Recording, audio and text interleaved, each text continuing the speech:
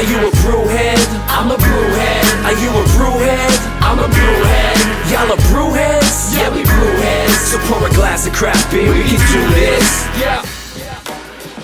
What's good, yo? This is C-Certified Brewhead, and welcome to episode 213, my lucky number, of Beer and Other Shit, the podcast Adjunct series. This evening, folks, we're heading over to glorious British Columbia.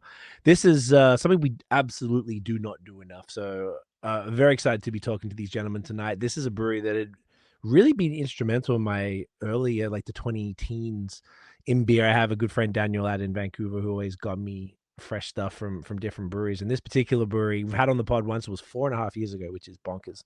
4.5, yeah. And their evolution has been impeccable to watch. They're doing things that are some of the most exciting stuff to me personally. So I'm very keen to get this whole story and see that trajectory from when we spoke last and to where they're at now. And I can't wait. All right, let's just get this going because I'm amped. All right, so we're going to hit this. We're going to go boom, and we're going to go, guys, please welcome Adam and Brent from Four Winds Brewery in the building. There they are. Yes, gentlemen. Good to see your faces, boys. Appreciate you guys. Hell yeah. It's been a minute. We did get to see each other in person, actually, for the first time, wasn't it? In 2023. Yeah, first time. At the OCB conference. You guys I was so surprised to see you. That was fantastic. I didn't even know you were in town, so that was awesome. We'll get to all of that. We're going to get straight into these beers, goddammit, right here. So this is what the boys are drinking right there. This is the Archetype Czech Pale Lager, this glorious beer right here. While I'm pouring, tell us about it, boys. All right, so yeah, we got it in front of us here. We're fortunate enough to be broadcasting live from our beach house, brew house here.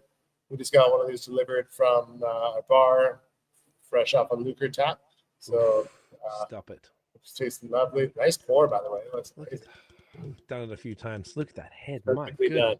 Yeah, so Archetype is a beer that we actually been brewing for many years. Not just I think we first brewed it like 2015 maybe at our main brewery, and it was just a small batch, and like we wanted to go as traditional as possible the first time, so we had a clean foeder that we never like inoculated with anything sour, any bacteria or anything, wild yeast. So we did a open ferment with foeder with a glycol coil and try to make it as close to like the OG Pilsner as possible.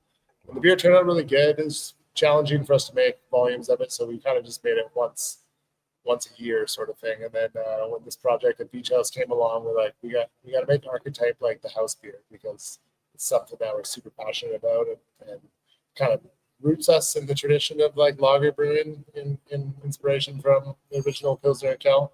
So that's kind of essentially what we have here, which is most Czech Pale Lagers, which is kind of emulating the OG of Pilsner and Kel. Yeah, I love it. It's clearly called Archetype because it's an homage to that archetypal Pilsner. Which makes sense. Spectacular. Jesus Christ. That is so good. Like, you could speak to your early inspiration. You'd been to the Czech Republic a few times, but that I remember that like big sort of trip we did, and you guys biked around and visited the original, Pilsner brewery and all that had a big impact on you. And I think that the original recipe and idea for this beer came out of that trip, right? So this beer had been, because I see even on Untapped there's two different check-ins here. Is that it's different ABVs? So one was the first version, then one post trip? Yeah, so there'd be different iterations of so one would have been brewed, like Brent said, quite a few years ago at our main production brewery, and now with the sort of dream brew house that Brent's designed here to do proper lager brewing and decoction and things like that. We've kind of developed a way to do it that we always wanted to do it. And this is the new updated version of that. So, gotcha. Yeah, exactly. So the first one wasn't decocted as well, or any of the open fermentation or anything like that? A bit old school? Yeah, it wasn't decocted. Or new school, really? Yeah. No decoction, but traditional floor malted Pilsner malt from Czech Republic and Saz. And we've we still use the 4 malted Pilsner malt in this, but we've evolved our hop schedule a little bit. Most Czech Pale Lagers are 100% Saaz, and like, we love Saaz, but we wanted to have a little bit of uniqueness to it. So we have Sladek and Agnes in there as well. So 2 other like kind of higher profile Czech hops. Just add a little bit of like complexity and uniqueness to it. And this one's so the brew house we designed to be decoction capable, and so we decoct a lot of beers here, which is a lot of fun, a lot of longer days, but we think it makes it like pretty unique. So some single decoctions, some double decoctions, but this beer Archetype is triple decocted. And I just give it like that extra, like a little bit of caramel on it, and I don't know, just uniqueness that really can't be made without decoction. No, for those, you know what, I've talked to, you know, brewers that specialize in the Czech styles and everything, and I feel like I always forget exactly what decoction is. Do you mind just quickly just Sure. outlining that in case there's other people like me? No problem. So it's essentially like like converting the starches in malt to sugars before thermometers existed, or people even knew what was happening. So people would mash in with a certain temperature of water, probably like 70-degree water, and then they let it sit for a bit. They take a portion of that mash and boil it and add it back to the original mash, and that would bring the whole temperature of that mash to like maybe 73 degrees, and they would repeat this 3 times, where so a portion of the mash is getting boiled like 3 different times. And so it's helping with conversion of sugars, but it's also like having a Maillard reaction to caramelize some of those sugars as well. And then there's something strange that it's hard to quantify going on with proteins in there. That's why like a lot of decoction beers like really have strong foam retention. So it's like not a lot of breweries do it. Czech Republic, like by law, does it. Yeah, you have to like do the a double Ryan. Yeah, you have to do a double decoction in the Czech Republic. No shit. Czech Pale Lager. Is it arguably similar to, is it the Vorloff method for regular brewing, or is it not a fair comparison? Yeah, no, it's like modern brewing techniques, and like even like Germany, like has historically done a lot of decoctions, but they modernized the brewing a lot. So they're using infusion mashing or step mashing, which they're using the steam on the mash mixer to step it up to the next temperature, as opposed to taking a portion out and boiling it. So yeah, it's definitely like an old technology. And one thing while I was in the Czech Republic that kind of sat with me is that during the communist era of the Czech Republic, like they kind of shut down technology in all aspects. And while they continued to brew, a lot of the breweries got shut down. They continue to brew a bit, but in Germany next door, Germany evolved out of the concoction era and started emphasizing infusion brewing, and then when communists ended, that was something that was unique to the Czech Republic still today, and they made it a part of their the brewing law. You got to do it this way, or it's not authentic Czech beer. Is that But like there's no the country in the world that does that. okay? Is that similar-ish to the Reinheitsgebot, whatever the 1516? I guess, but it's a technique, so it's like it's Oh, not yeah, ingredients, true. so it's strictly technique. There's and, nothing like, comparable. Yeah, it's not. But like I don't know what they call it. There's like a term for how they protect their Czech Pale Lager in the Czech Republic, but you have to have Czech water, you have to have Czech hops, you have to have Czech malt, you have to do double decoction. So we check all those boxes, but the water. And the water that we have in BC, particularly in Vancouver and Delta, is very similar to the water from Pilsner. So it works really well. Interesting. That's amazing. And by the way, this has got to be one of the best Czech lagers I've ever had. This is insane. Like, I'm one to let you talk for like to hear about it. This is bonkers, boys. Like this, it's perfection. I know we're sitting here, I've got you in front of me, I'm not gassing you up. Like, this is insane. And I'll put you on blast, Brent. We were just saying, Adam, when you just went to the bathroom quick there, Brent was saying this is his favorite beer. that you guys have done. And I'm saying to Brent that brewers typically are the harshest critics of their own products. So to hear a brewer say that about a beer, I'm like, that means you're onto something. So I'm like, Yeah.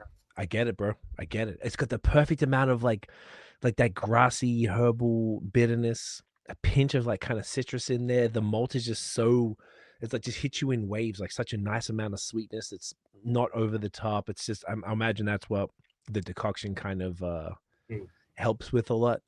The lacing is crazy. The head is insane. Like I'm even just looking at your glasses there. Jesus, it's insane.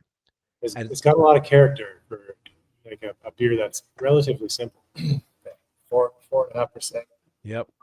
It's glorious. I know you guys should be insanely proud of this. This is crazy. Is this like like you could have mentioned like the house beer? Is this flagship / bestseller? It's one of the best sellers. It's certainly like what we've intended to be the house like lager beer Here at Beach House. Here at the Beach House. Yeah. And it's one of the top sellers for sure. It often is the top seller. Yeah. Overall, the number one seller. Not every week it's the top seller, but at the end of the year, it's the top seller for sure. I find it interesting, like you say, this. I agree with you, and I know Brent agrees that this is a really well done version of this style. And we live in such a small town and community that sometimes I sort of feel like this town doesn't really know what they have here. Like this is brewed in our hometown. It's like we have 25,000 people. We grew up in this town. Obviously, there was never a brewery here. It's a small town, like 45 minutes south of Vancouver in Tsawwassen, and it's a great little community. It's a beautiful place, surrounded by the Pacific Ocean, water on both sides. But we've got this amazing little lager brewery. We do all kinds of beer, but this brewery was really kind of designed to do lager, specialize in lager. And I still don't think the community knows what they have here. You know what I mean? It's interesting for sure. I often think that like I was saying to you guys before, like I was checking through the Instagram to get a bit more of the lay of the land of like diving into the thing. I'm like, this place just looks insane. And I don't have any, like I was just saying, like, I don't know if I said this on air or off air, but we've got like lager breweries. We've got Godspeed and True History in Toronto, but I'm in Hamilton. And as you guys would have seen, it's not fun to go to Toronto. It's such a pain in the ass. Yeah. So I don't get there unless I really have to do something there. I just would rather not. Sometimes it takes you almost 3 hours sometimes to go either way. I'm like, and it's straight run at 3 a.m. is like 55 minutes. So it's a piss off. So that, like, if I had something like what you guys are doing, like in Hamilton, I'd lose my shit. It would be problematic, actually. I mean, don't get me wrong. Like, there's a lot of people really appreciate it. They love it. Of course. I'm not trying to downplay it, but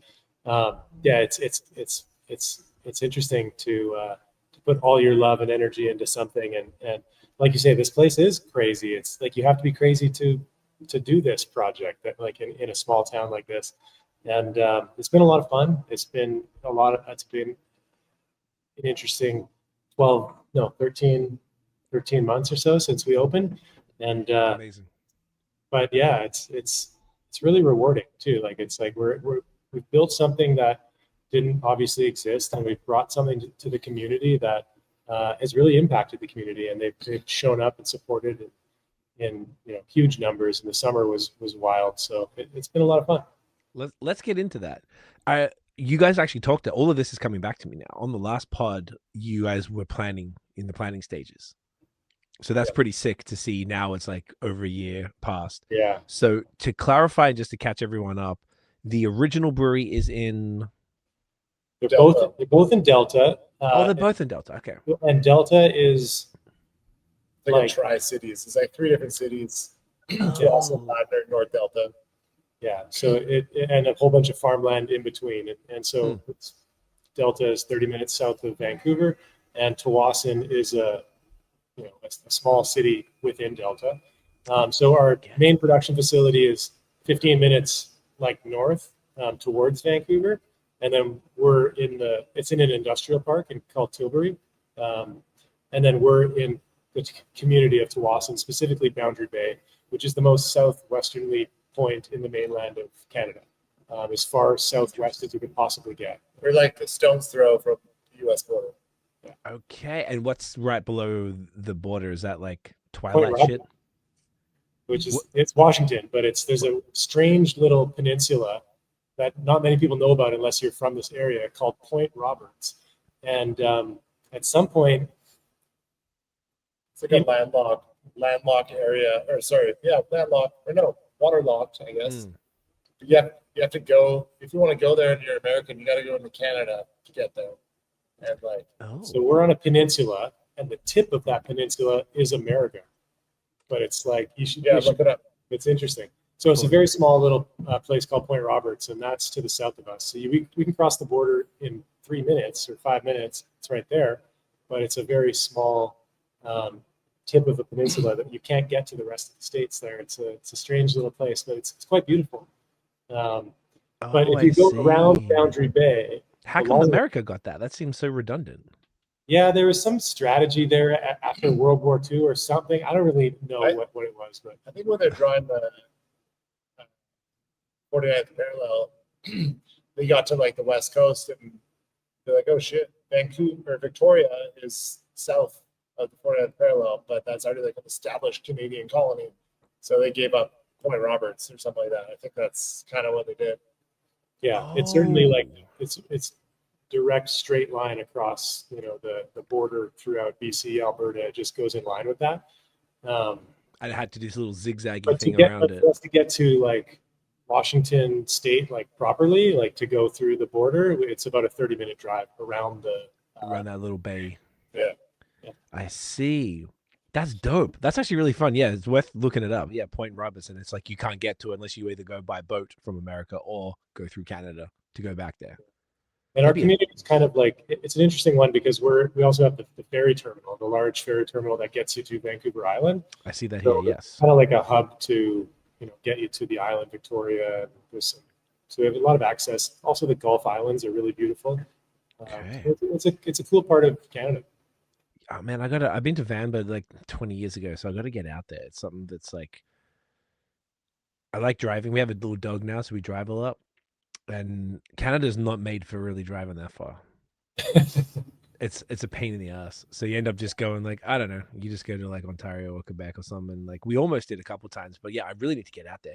But that is sick. So both breweries are in I see when I zoom out, the Delta region kind of goes quite, it's quite long.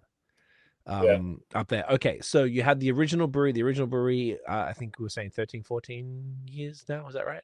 Yeah, we opened in 2013. Okay. Okay, it's 12. Yeah, just over 12, yeah. And but yeah, to get back to your point about our last podcast, we were talking about planning. We've been planning forever. It feels like it's like this idea came up in 2015 when we were still a new brewery, because this development down here where we are right now was, it's a big deal in our community. It's a small town, so we've known about it the whole time. The developers approached us very early on and asked us if we wanted to be a part of it, and we thought it would be crazy to even consider that back then because we had just opened our brewery and whatnot. But we're crazy enough to have those conversations, and we kept that idea alive. And we went through a lot of different planning stages, and we don't need to get into all the details, but we were thinking about moving our entire operation down here, and then we went through all of that planning and working with the city and the engineers and the developers and all that, and we got very far down that road, ultimately to get denied by city council in 2019. Yeah. And then we were frustrated. We went back to the drawing board and decided to do like a smaller brewery, small specialty brewery kind of thing with a restaurant attached to it. Essentially a big brew pub. And in hindsight, that might have been the right move, and we're very happy with how it turned out. So. Okay, that's awesome. Thank you for that context. So my funnily enough, I was talking to my boy in Vancouver yesterday. I hadn't spoken to him in months. And I was like, oh, funny we're talking. I got Four Winds on tomorrow night. And he was like, I just was there last night, the night before, at the beach house one. He goes, it's No way. fucking insane. He was like, it's like he knows our vibe because he always used to visit me in Montreal. We met in Montreal, and he was the food was incredible, which I want to get to as well tonight. But he's just explaining. It's massive and it's so beautiful. Every part of it is beautiful, and I really feel like the Instagram account captures that, because that was what I was kind of looking at it around the time we were talking. So he started just gassing it up out of the blue, completely just random. So it really sounds like you guys have made what I was saying this to my girlfriend, Tiff, who you guys met, and she was like, "Oh, is it like kind of treehouse? Because every all the treehouse locations are destination breweries." And I'm like, it kind of does sound like that, almost like a campus of sorts. Could you kind of like paint the picture of the brewery for what what the different parts of it and what's going on for folks? Sure, I can start there. I mean, I think we always wanted it to feel like it would be a community hub and super welcoming, and a place that the community would kind of feel like could call their own. But we wanted it to be a physical representation of our brand. Like to really put everything we are into how it came out. And so the color palette, or like the design of the place, the feeling that you get when you walk through it. There was a lot of intention, in every decision that we made, and we had time on our side because, like you said, we've been planning it for many, many years, and so we spent a lot of time like diving into the details of every little like design, nuance, and I think it really paid off, and it shows that it was invested in, not like monetarily, but like mentally and like energetically. We really put everything we had into this, and it almost killed us in some ways. But we're here to tell the story.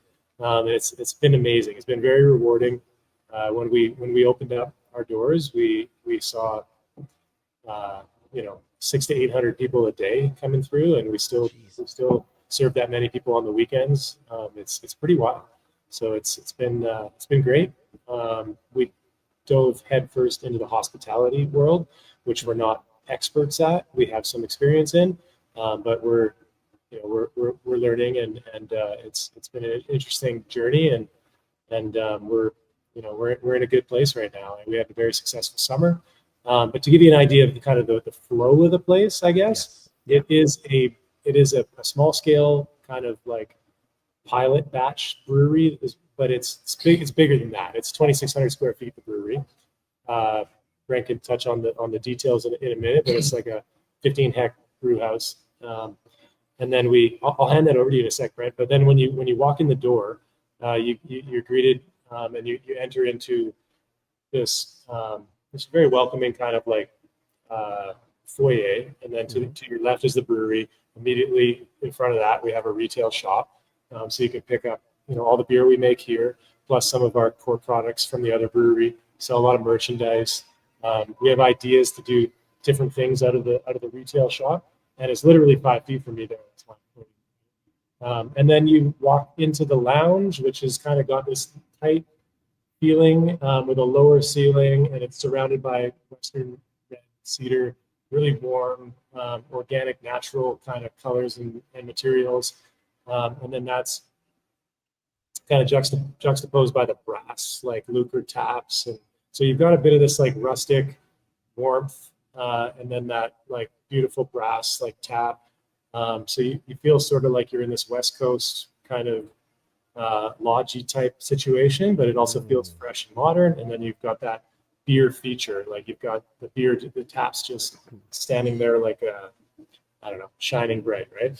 And then once you walk through that lounge and you feel like that bustling energy of the close tables and the long bar, which seats 14 or something like that, and then you enter into our beer hall, which really opens up, and you pass by the open kitchen kind of. There's a big window into the kitchen, a lot of activity there, and it really opens up, and you're into this sort of grand beer hall, which was the idea, to feel like you're going through this bustling kind of tight corridor, and then have this sense of relief or reveal when you enter into the beer hall. And there's like really high arched, vaulted ceilings, probably 40 feet, 35 feet, in that range. And again, all of that cedar and super big windows. And a big feature to our like to where we are in our location is the surrounding like farmland. So you're looking out of the window onto beautiful farmland, and right across from us is this 100-year-old or 120-year-old barn that they've restored, and they use that as an event space, and they do farmers markets. And so there's a big sort of market square, and our patio looks right onto that. And then you look and then you look at the bar, and we've got these beautiful garage doors that open up and connect the bar inside and outside. It's a cool space. It's unique. Yeah, and we're very happy with how it came out. That's awesome. Yeah. Well painted. I'm looking through the Instagram, and as you're describing it, I was like, Jesus, that beer hole thing with the ceilings is exactly what it looks like. And really the color palette should just like our main brand color is blue. It's like a navy kind of aquatic blue. And we wanted that to really be the only color that you would pick up, aside from all of the materials like wood and brass and like a tan kind of leather and these like warm tones. The concrete that we did, we tinted it kind of brown, so it sort of feels like the sort of the sandy or like the surrounding area. But the blue really shines through as the accent piece, and that ties in our brand. But then the real feature piece is this custom painting. You'll probably see it somewhere in our Instagram. Actually, this painting we put on this 1-year IPA anniversary. This is a custom piece done by Andy Dixon, our good friend, who is a brilliant artist, and it's sitting in our beer hall. It's massive. It's like 6 feet by 9 feet or something like that, and it's called Four Winds 2024. And it's basically a tall ship that's sitting in the Boundary Bay, with Mount Baker in the background. So there's some local ties there. Andy did our original branding, so he designed our original labels, original logo. He went on to be like an amazing artist. You should check him out, Andy Dixon. But yeah, you walk in and you see that one feature painting, and it's got all of that beautiful color, but the rest of the place is very natural, neutral, kind of got these warm, earthy tones, and then you just hit with that beautiful painting and that blue accent color that ties our brand in. So that's awesome, bro. Definitely. And it's Four Winds Beach House and Brewery for people who want to see everything you were just talking about. And then on the brewery side, Brent, talk to us. Yeah, so we talked a little bit about like the decoction capable brew house before. So that was a big thing for me and the team. Like, we wanted to have some like extra tools in the toolkit so we can kind of do whatever we wanted. Like a brew house at River Road is an infusion brew house, so we can do multiple different styles of beer, but decoction is one that we were kind of lacking of. So the brew house is a beautiful brew house made by Crew, which is in Chilliwack here in BC. We also wanted to extend like the traditional Czech beers brewing style, so we have open top fermenters. And also horizontal lagering tanks. So if you go to the Czech Republic, you'll see a lot of the beer, not everything is getting fermented in open top, like flat bottom fermenter.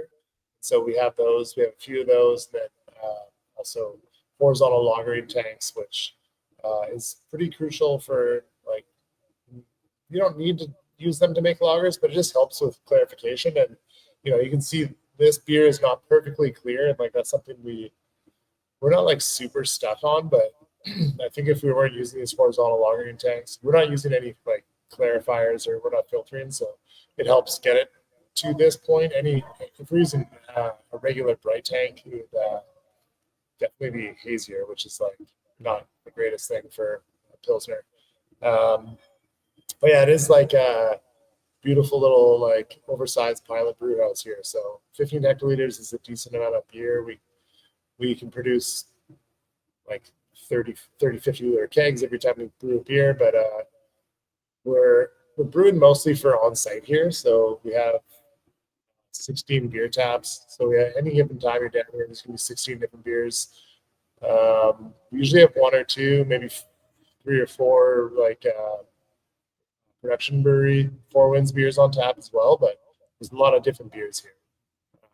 Yeah, just trying new things, exploring new options. just this week, Emily, so our brewer down here is Emily Kokonas, and she's amazing. Like kind of holding it down by herself here, doing everything, designing recipes, and putting in all the work and getting it all done. And she's been amazing. She brewed a beer this week that I'm super stoked about. It's like a smoked Marzen, but it's like a amber smoked lager. So, but it's like Marzen, but like with a little bit of smoke malt. So we're stoked about that. It's all sorts of stuff like that happening. But we do also brew some hoppy beers, which we'll try, which I think maybe we should crack one. I agree. Yeah, I like that. I was about to say I got more questions, but yeah, we're all empty. Whichever you want to do next. What are you thinking? I was thinking, so we got, if we want to slide into hazies, we do have we have 2 lagers and 3 like hazy beers. So let's maybe move over. Not really like the right trajectory, but let's move over to this 1 year IPA. Let's jump around. Who cares? Let's jump around. Yeah, it's kind of the vibes. Fuck it. So this was like a cool project. I want to say one thing about just the beer that we're producing down here before we move on. It's pretty interesting that, or I love this idea or this fact that we're producing the amount of beer that we're producing, which isn't insignificant at this little brewery. I mean, it's maybe 1,000 hectoliters right now, 1,200, or Yeah. we could probably do more. We'll do more than that, but let's say it's 1,200 hectoliters a year right now, and like 90% of that is being consumed in our hometown, which is kind of wild to me because we were already selling a ton of beer to our hometown via our other brewery, and so that really shows that the community has really bought into it, and they're loving it and enjoying it. And our sales of beer, compared to every other beverage we have, is massive. So even though we're a full scale restaurant, we offer wine, cocktails, and everything else, and lots of great non-alc options. Beer is just by far outshines everything, and our little hometown of Tsawwassen is consuming a lot of our hometown brewed beer, which is really cool. That's so awesome, boys. I love it. You guys are doing some serious shit. I was even just thinking, like, you guys must trip the fuck out that you got this. Now you got 2 breweries. I don't know. I imagine like sometimes you might look at each other and like, yo, we're doing this, man. I have to All the time, man. we do. But I have to admit, it's moments like this where we're so inundated with operations and so in it. We're so freaking in it all the time that you kind of don't step away and think about it like that very much. Yeah. And it took me this moment to be like, dude, Tsawwassen is drinking all this beer? Well, holy shit. Like, it's kind of wild. So yeah, it's true. We do kind of look at each other once in a while and go, look what the fuck we did. But it's not as often as you might think because we're just so in it. Yeah. Totally understood. Sometimes like it's not real. It's like, how did we get here? Yeah. It's a beautiful thing, man. And you guys have been killing it for so long, and we're gonna keep touching on all that stuff. Let's crack. So this is that beautiful painting that we were just talking about. Hang on, let me get that. Oh, there we go. There, and this is the first anniversary of the Beach House Brewery IPA. Yep. Exactly. Yeah, we're calling it a one year IPA. Brent would be the guy to speak to on that, but I really like this beer. It's so nice and balanced and approachable. It's got a beautiful hop character. And it's a collab with Yakima Chief, yeah? Yeah, so we got a really good relationship with Yakima Chief, who's one of our hop suppliers.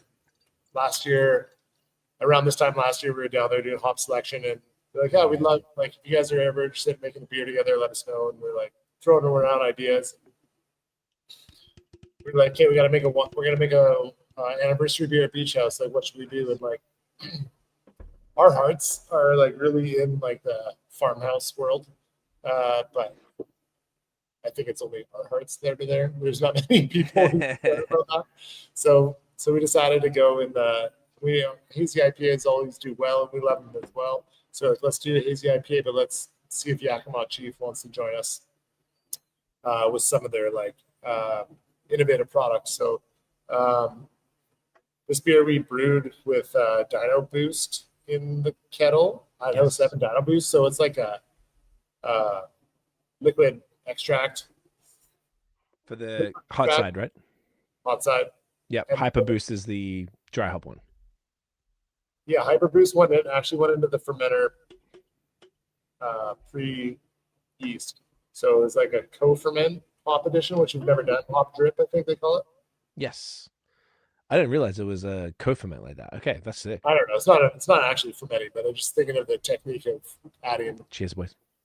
Cheers. Cheers. Adding two things to the fermenter. But anyways, we didn't actually introduce any like whole leaf or hop pellets until dry hopping. So we dry hop with Simcoe Idaho 7. But yeah, this is a little bit of like outside of our hazy realm because we kind of dry ours out a little bit more and they're a little more bitter.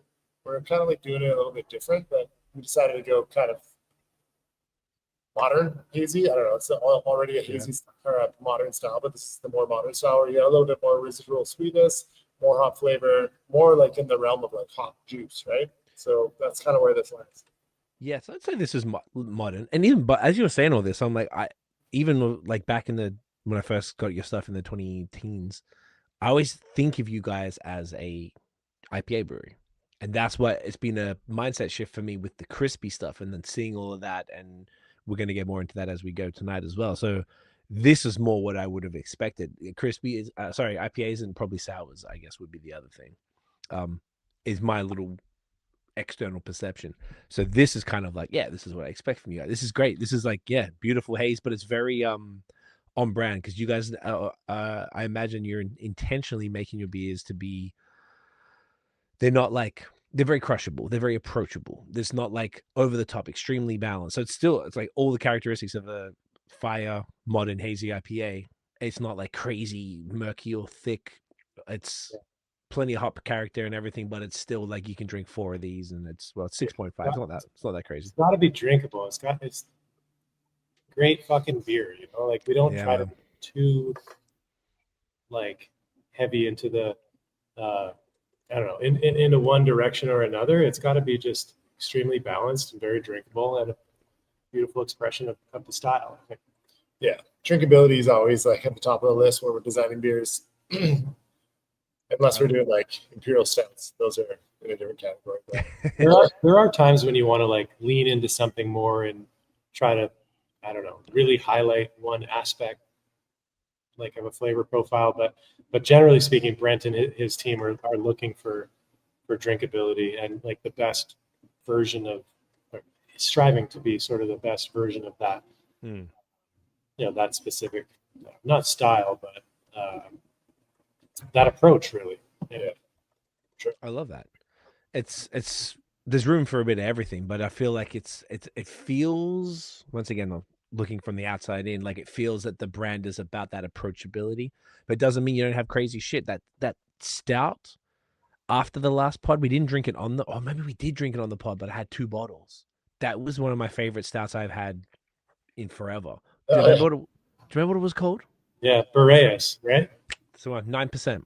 Bonkers. I was so mad. There was one night I shared it with my girlfriend's cousin, and he was a noob. I mean, he's young, with Gen Z, so I introduced him to beer, and he pussied out on me, and I was pretty deep in, and I was like, oh, I think I had a bottle stopper, so it was okay. But that beer was crazy, man. And that was a barrel aged stout, right? Yeah, bourbon. Yeah. Bourbon style. I think that one's 11%. Yeah. Was it? Maybe it wasn't. Maybe it was in my head. I'm thinking 9, but it could have been one of the other beers. It wasn't small. It was a big dog, and it wasn't like Adjunct or anything, but it was a very like decadent, like rich barrel aged stout. So yeah, you guys do all of the different things, but I would say typically now and maybe it's the new lager thing. I'm like thinking even your haze though has always been like super approachable. Yeah. Like Juxtapose. Was it Juxtapose or was that the sour? No, next to us is the sour. Juxtapose, yeah. Featherweight, I mean that's a 4%, I believe. Like crushable one, but so much flavor in it. It's like you guys do this like cool East meets West, like if that makes sense to you, as far as like you've got some characteristics of maybe a bit more of lighter American IPA, not West Coast with the amber malts and all that stuff, but still the punchy New England, a new modern era hops that are balancing it all out, if that makes sense. Yeah, no, totally. It does, yeah.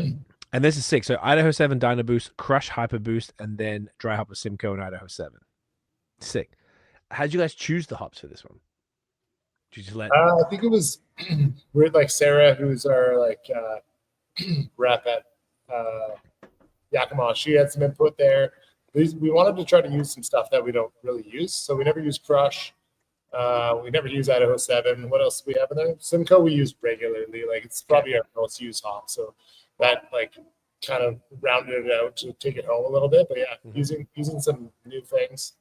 But yeah, Sarah had a lot of input there. It's interesting though, like when you think working with like a hop company, they're just like all marketing and all this, that, this. But like Sarah's a brewer. She's been brewing for a long time, and she's like really involved with the design, and I was like really actually impressed. More involved with the design of the beer than like most breweries, which is cool. I think she was pretty stimulated, finds it fun to get back into brewing recipes and stuff. So yeah, it's great. So she had some good input. Really like knew the products that we've never used before really well. So it was cool. That's super fun.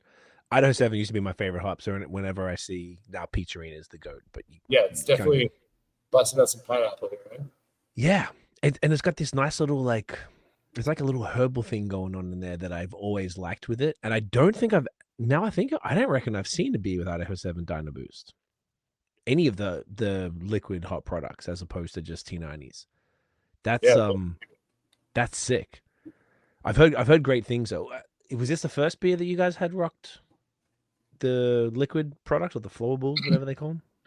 We've done a little bit, but it's the first time using Dino Boost. We used some Barth Haas products and some of them Steiner, I think. But yeah, it's cool. We experiment a little bit with this stuff, and it's cool. Like we'll get into another one, Ultralite, which we're using some hop extract there to reduce the like harshness of hops. So yeah, we can talk about that a bit. But yeah, this one turned out good. Like to be honest, like I'm like kind of critical of this one as I wanted it to be a little more like thick and like offensive hop wise. And it came a little light in that end. Which like offensive. It's more drinkable. Like, increase the drinkability. I love it. I'm very happy with it. I kind of think there's room, like I was saying, like I think there's room for like all of it. Like I would say most of the time I would drink the more offensive IPAs is probably more what I would lean towards. But like they can be a bit much, and if you're drinking a bunch of them all night, it's like I'm enjoying it, but I'm like I'm full. I'm like, oh fuck. So having something like this that still has those hoppy, like the hop profile of the murkier beers, whilst retaining a bit more drinkability, but still has the body. I ain't mad at it. I think it's like, I think it's on point. I feel you for sure. That is great. I love it. And this one this pod will come out maybe not next week, the week after, so that do you reckon it'll still be around if people want to get it? Yeah. Yeah, we're getting low on it. It's almost probably getting close to it. We have some stock left. Yeah. Okay. Just cans, nothing on draft. But yeah. Just cans. Okay. Cool. You know, that just reminded me. This is a complete side note that just hit me now that we didn't talk about beforehand about what we wanted to touch on. The open border provincial situation. Has that, because I was just even thinking when I was looking through your website, my boy was telling me about your collab with Melon, which we're going to get to. And I was like, let's see what he was talking about. So I ended up going to Untap to find the info because I guess it had sold out and it wasn't on the website. And I was like, oh, fuck, I wish I could just order. And then it reminded me of this whole situation. I've heard multiple takes from different people. Some people are excited about it. Some people don't care. Some people are pessimistic about it. But do you guys have like a bit of a take or any thoughts on that potential opening up of provincial borders so that, say, you can ship to customers legally in Ontario or Quebec or whatever, and BC customers can order from out here, et cetera, et cetera? I look forward to it. I hope it happens. I hope they can figure that out. It sounds complicated and complex, and it may be more challenging to bring to fruition than they originally thought. I don't know, but I hope it happens, and I'm optimistic. I think it would be great. I think I would love to have our like online shop be able to service all of Canada. Yeah. I mean, I know that it would cost an arm and a leg sometimes to ship that far, but at least the option exists. So I love it. I look forward to it. Yeah, I don't see any reason to be pessimistic about it. I only see it being something that could improve. But I don't really know how it would affect anything outside of like direct to consumer. Like I don't know. I don't know too much about it, but that's where I think it would be interesting. I think that's like the only thing they can do. Like, dropping the borders on alcohol regulation is going to be impossible. There's too many like deep footholds in these liquor regulation government boards, which understandable. They're there. You can't tear those walls down, but direct to consumer, I think, is something that's possible, and I hope they can make it happen. And I think it would be really cool. I don't know how like big it will be. Like if we change our website and make it a little more streamlined, and like someone in Northern Ontario can order a flat of beer and get it in 3 days, like that'd be amazing. I don't know if that's logistics in there, but if it's like a feasible thing, like Adam and I've talked a little bit about during COVID, how we like had a pretty big spike in online sales, and they just kind of leveled out after. And it's like the discussions that we have back and forth is like people like to buy things online, and like beer's not really one of them, because they go to the local liquor store and just pick it up. Right. They want it cold. They want to like maybe peruse a little more. So there are some people that buy it online, but it's not like going to Amazon and getting anything you want. Right? It's super niche. Like there are, people that just love beer that want the accessibility. And I think that's amazing. We'd love to be able to provide it for that reason. But the volume, I don't know. Like Brent said, it weighs a lot. So to send you a flat of beer, it's expensive, $100, like in Ontario. You know what I mean? Like, or $60. Yeah, probably. Yeah. I wonder if you could do deals if you did like they had to order a minimum $100 or a case or whatever it is, or something to make it. Or it would be, because as you guys were saying, I hadn't considered that side of it. Because typically, speaking for beer nerds, and I'm curious if you feel the same, it's kind of like if I want it, I want it. Yeah. And like, unless it's absurd, I'm like, sure, if that's what I gotta do. Sure, then average out what? Cool, add $2 to each can, bottle, whatever it is, and then balances out, whatever. Even if somebody, maybe it wouldn't be a massive percentage of your sales. It might be a special treat. Maybe I might be like, you know what, I'm gonna get 2 cases from Four Winds this week, and I probably won't order again till next year. But maybe I'm saying to someone out here, but maybe it's like a special.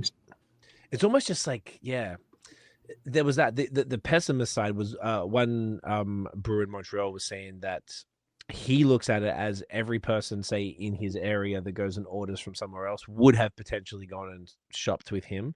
So it's almost like for every order that he would get from, say, BC would go and order from Quebec, someone in Quebec who would have bought from him goes and orders from BC. So it kind of but, and I guess that's not even necessarily pessimistic as perhaps realistic, as far as like it might just balance out. Like you might lose a sale, gain a sale here and there, unless there's breweries that people have been trading for years, or you got to have a mate in Vancouver to go and get you the stuff or whatever, which is the way I got most of my BC. My BC beers, when I say most, I mean basically all of them over the years, was I knew somebody.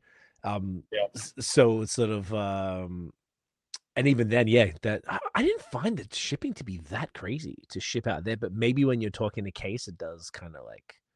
I think it's like it makes a lot of sense when you have some real like specialty bottles or something, or like then you're shipping 2 bottles, and I think that's totally reasonable. That could work. But as soon as you get into a flat, which is 23 pounds, or that's 355, so it's more like the shorties pounds for tall cans. It's probably pretty expensive. I don't know exactly, but so people are willing to pay if they just want it. They want it. I think that's true. Yeah, I think it's cool. I hope it happens. Then we just like adjust and adapt and try to like not exploit it, but like try to do the best we can.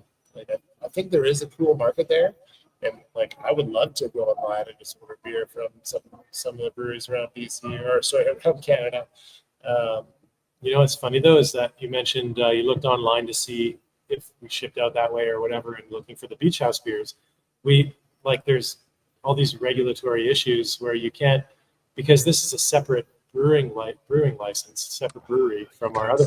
So we can't even sell our products that we brew here on our online shop. We have to set up a second online shop, or we have to contract brew these beers for ourselves over there. There's a whole bunch of paperwork, and it's very annoying, and so we will get there, but it's pretty ridiculous actually. Like, they make it difficult.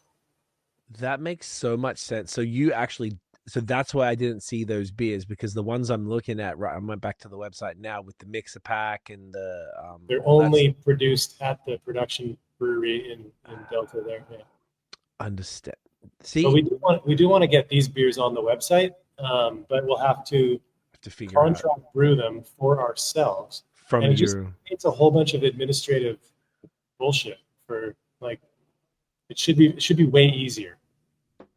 That's what from my understanding, that was the type of nonsense that I think a lot of people are hoping that they remove, because like you were saying, that there's this foothold that SAQ in Quebec is not letting go, and the LCBO is the biggest mafia in the world. Like, it's not happening. So and I think there's two avenues. There's sort of, there's probably three. There's the administrative in general, just for things like that are redundant and just cost entrepreneurs and business owners just money for no reason and time. Then you got the direct to consumer, but then you've got which I never think about because I'm a consumer, but I was thinking about, like, if you guys wanted to distribute in Ontario, right now you got to go through the LCBO aging program for 3 months on a warm warehouse shelf that just ruins the product. But there should be a nice smooth way to just be like, cool, and just bring it on in. So I think that is probably much more challenging than the alternative as far as like shipping between provinces. I know a lot of American breweries have that, and I think I'd heard this in Canada, but from what I also understand this in the States, it's like that brewery in whichever state, if you want to ship, if you're in North Carolina, you want to ship to New York, that brewery in North Carolina has to have a tax arrangement with New York, because I got a PO box there. So if I order in there, they can only charge me New York state tax, because that's where the beer is being consumed on paper. So like, if I order from Four Winds, you can't charge me BC tax, you got to charge me Ontario tax, which I think is kind of the same anyway. But that's the administrative holdup from this. I heard this years ago, like, and apparently it's been legal, but just every province would have to have the arrangement, and nobody's really doing it. And I don't know if that's a brewery level or if that's a provincial government level. So the premier or whatever, the office of each province would have to deal with all the other 12 provinces and territories and figure it out. And then they was like, yeah, it's very complicated for sure. Unnecessarily complicated. I don't necessarily hold my breath on anything, because it's so complicated, man. These government, like, there's so many layers to it. Even just like our BC liquor distribution branch is on strike right now. We're having a hard time moving beer right now. What's the deal? We go through the liquor distribution branch. Oh, okay. Hopefully it's resolved soon, and we, definitely respect their right to strike. But it's hard on business. It hurts us. Yeah. People were talking very highly of the BC. Was it the Alberta system? Which one's the? I think Alberta. Alberta is a better system for brewers. Yeah. Okay. As far as ease of movement. And like their markup is lower. Like, I think they have the lowest markup. Brewers in Alberta make more money than any other brewery. Yeah, and they can charge more. Like, the consumer is accepting a higher price point, and they get taxed less. They've got it made over there. I mean, I don't know. They've got their own challenges. Don't get me wrong. Of course, yeah. But no, we're jealous. Let's put it that way. They pay 10 cents a liter on produced beer, and we pay 40 cents a liter. I think Ontario pays $1.20.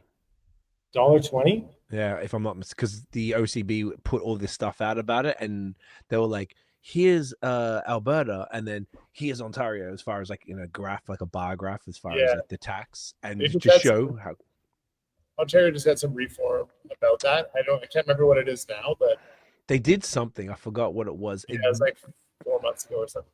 Yeah, exactly. They I did. think They there's made it. somewhere between BC and Alberta. Yeah, I feel like they've So maybe they brought that down. But yeah, they were trying. Like, our guild in BC is working on reducing our markup as well, which That's good. A lot of breweries are struggling with a lot of closures over the last few years. It's not necessarily just because of the market, but Oh, market plays a sure. part. Yeah. That affects the bottom line, and that's what's stopping Yeah. a lot of people from succeeding. There's more challenges for breweries than arguably almost any other business. It's crazy. it seems like it. Yeah, we're like 13 years in. We're like, why is this still? It should be easier. It was really fun and a lot easier in the early years where there was like so much growth to be had, and when your sales are increasing by, I don't know, really 20-30% every year. great percentages every single year, it's like you can hide a lot of things that you don't have necessarily dialed yet, because the cash flow is good, the growth is there, and the profitability is working. But as soon as the industry kind of hits this point of saturation that we're at now, now we have to really evolve as operators and learn how to really control cost and to manage our businesses in a disciplined way. And so it's a totally different time in craft beer the last 3, 4, 5 years compared to the previous 5 to 10 years. But yeah, no, I mean, it's challenging, but it's sort of there's a lot to be learned, and you improve your business acumen through the process. Like you get forced to learn how to manage these things, and I like that side of it. When everything is going really, really well, you don't tend to scrutinize your books as closely as you do when things are challenging. So you learn a lot about your business through the process, and the cream rises to the top, like they say, and I think that's kind of a good thing for our industry in general.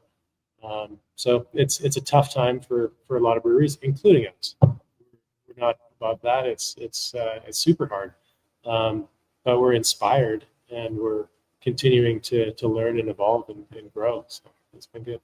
I love it. It's what I love seeing is like something like the Beach House. That's such an epic thing that's opened and is thriving. And like you're saying, 800 people a day. That's crazy. Like that's so fire. And I think I don't know, it's kind of like exciting in a time when there are a lot of challenges, and you want to I'm seeing this as a consumer and maybe on the periphery of the industry, but I can imagine if I was a brewery owner and I'm seeing something like that, I'm like, all right, there's hope.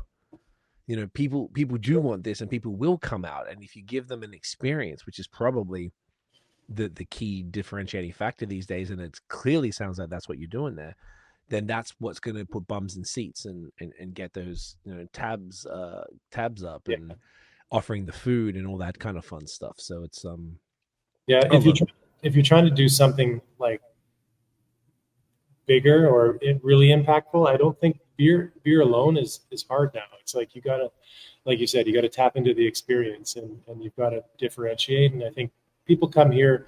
Obviously, we're a brewery first. We're called Four Winds. We're a brewery. We sell a lot of beer, and people come here for the beer.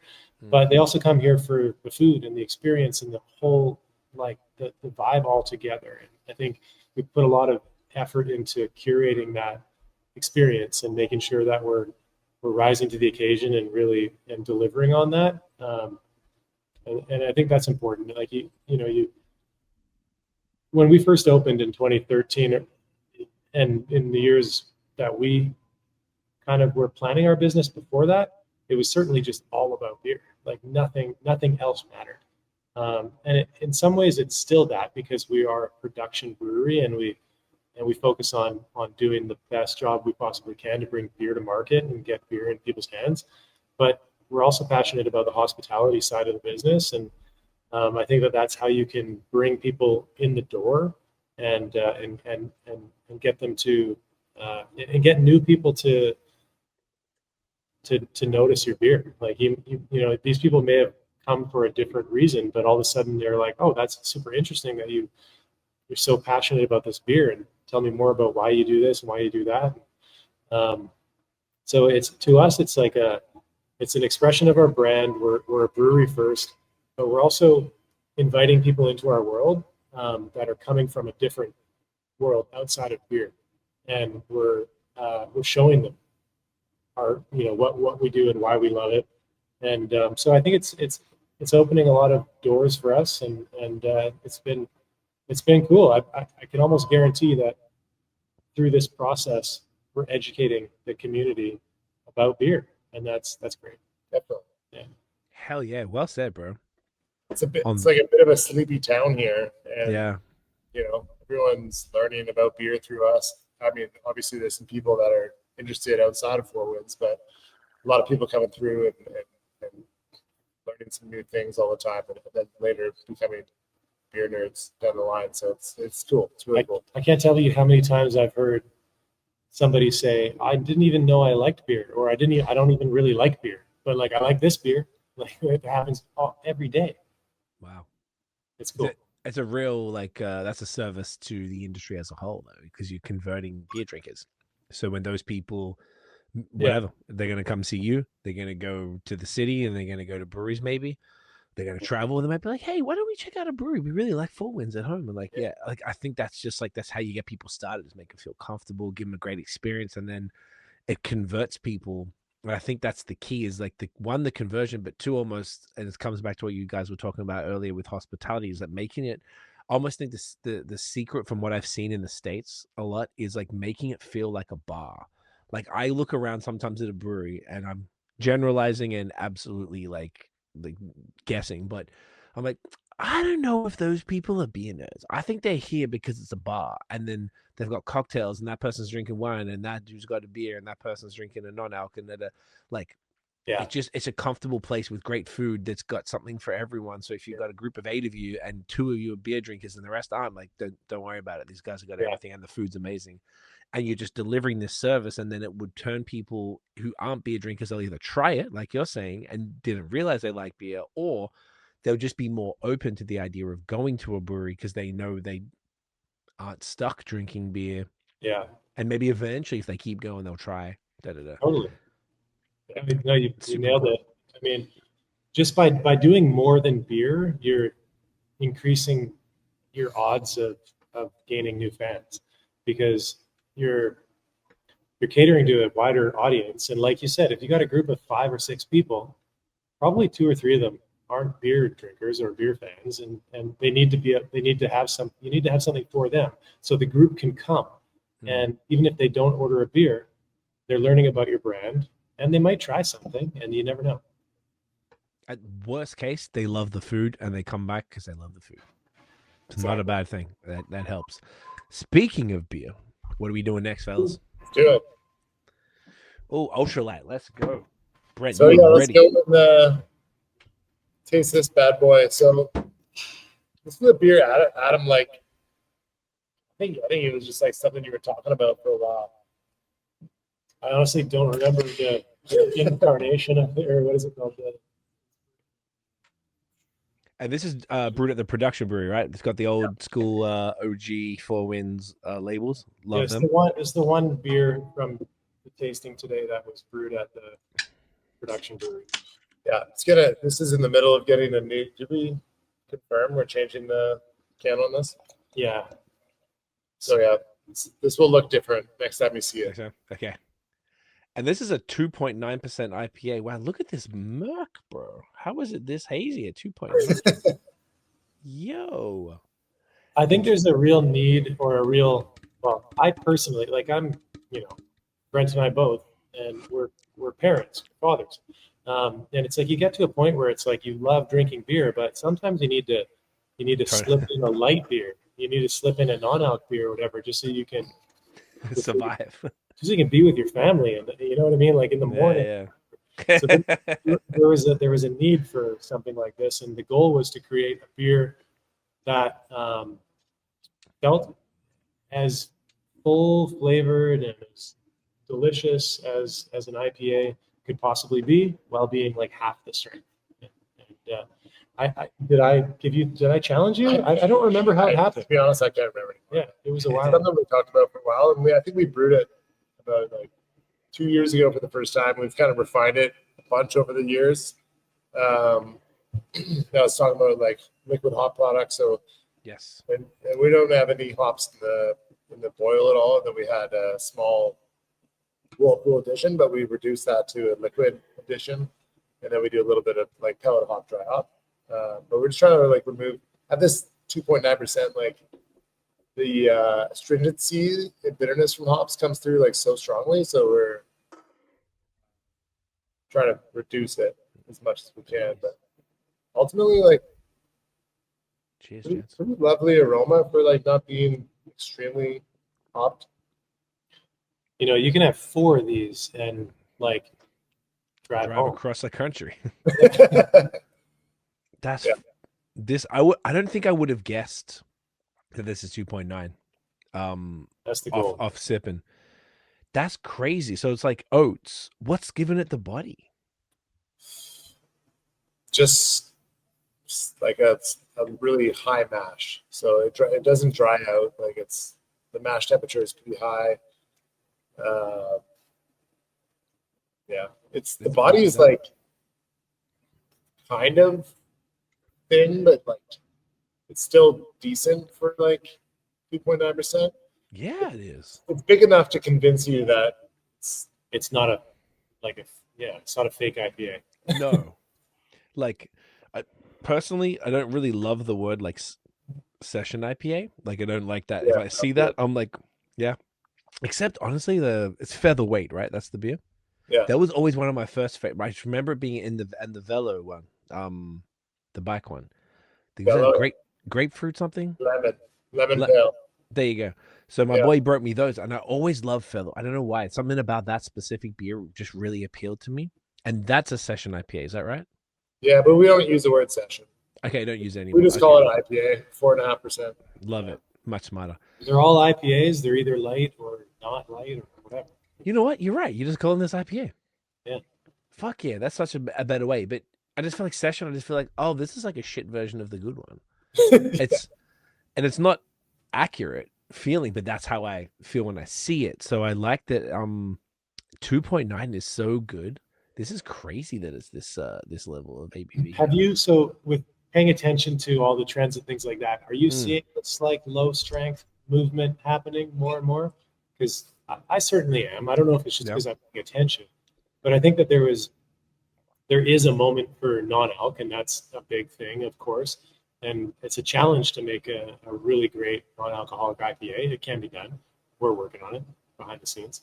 But I think that there's a world where that low alc 2 to 3% beer can really, there's a home for it in the market. And it's when you want to just mix one in, when you want to continue the party without all of the results. That's a good way to put it. Continue the party without the results. I love it. Yes, man. Like growing up, that could be the.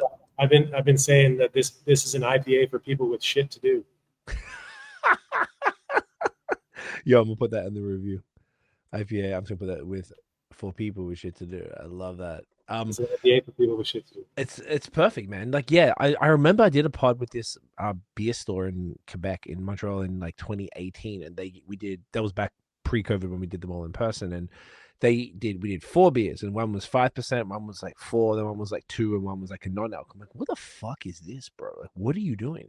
Quebec was really ahead of the game with this. I didn't understand it because I hadn't seen it before. That was only 2018. I'm pretty sure that was the year. And then since then, I feel like it's just kind of exploded, whether it's like super low alc or non-alc. I think it's just become like it's that plus COVID, the beer fatigue and COVID resulted in a more attention to flagships and to certainty. people were more inclined to purchase a beer that they know is going to be good because it's tweaked, because it's always around, because it's solid and reliable, as opposed to like, hey, there's this new IPA with these hops that are cool, but I'm like, yeah, it could go either way. And when money started, you know, everyone was flowing in the beginning, then money got tight and people got fat. They're like, all right, well, where are we? Because we're sitting home drinking double IPAs all day. What's going to happen? So I found that sort of there was a number of factors that kind of resulted in it. And I definitely almost see that it's like the millennial parents, kind of exactly like you guys. Like I got a dog, not no kids, and so I don't have to be that responsible. But if you did, I can see this being like my parents and my uncles always drank. I think it was like 2.5% Cascade Light was the brewery in Australia growing up at every like barbecue, and it was because they could have 6 of them and it's nothing. And it was super light, and you'd barely feel it. You might have a light buzz at best, and you're all good. So in Australia, that has been a part of the culture for a long time, where they were called middies, right? Middies, exactly. Mid strength. That doesn't exist here. I mean, it's starting to. Doesn't. It's kind of interesting. Yeah, I think that is also the way in some Scandinavian countries and things like that. There's like beers you can just walk down the street drinking a beer. It's 2%. Like it's nothing.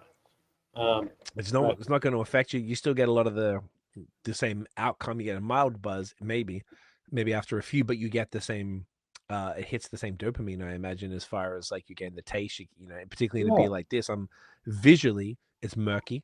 This looks like the 8% beers that I would be drinking, and the nose is like, all right, it's punching me in the face. It's hoppy, cool, and you're getting all of those sensory elements that kind of like match with it, and with, like you said, without the IPA for people with shit to do, without the effects. And it's I think it definitely has become more and more popular. So I think this was a really smart decision from you guys to put out something like this. And I think because it's just like we're talking earlier about the Crispies, like the lagers, the traditional beers are maybe the not most exciting thing, but they're probably the hardest thing to make. And I think this is kind of the same, like making a high quality, low ABV or non-alc any style is really difficult to make it like good or great.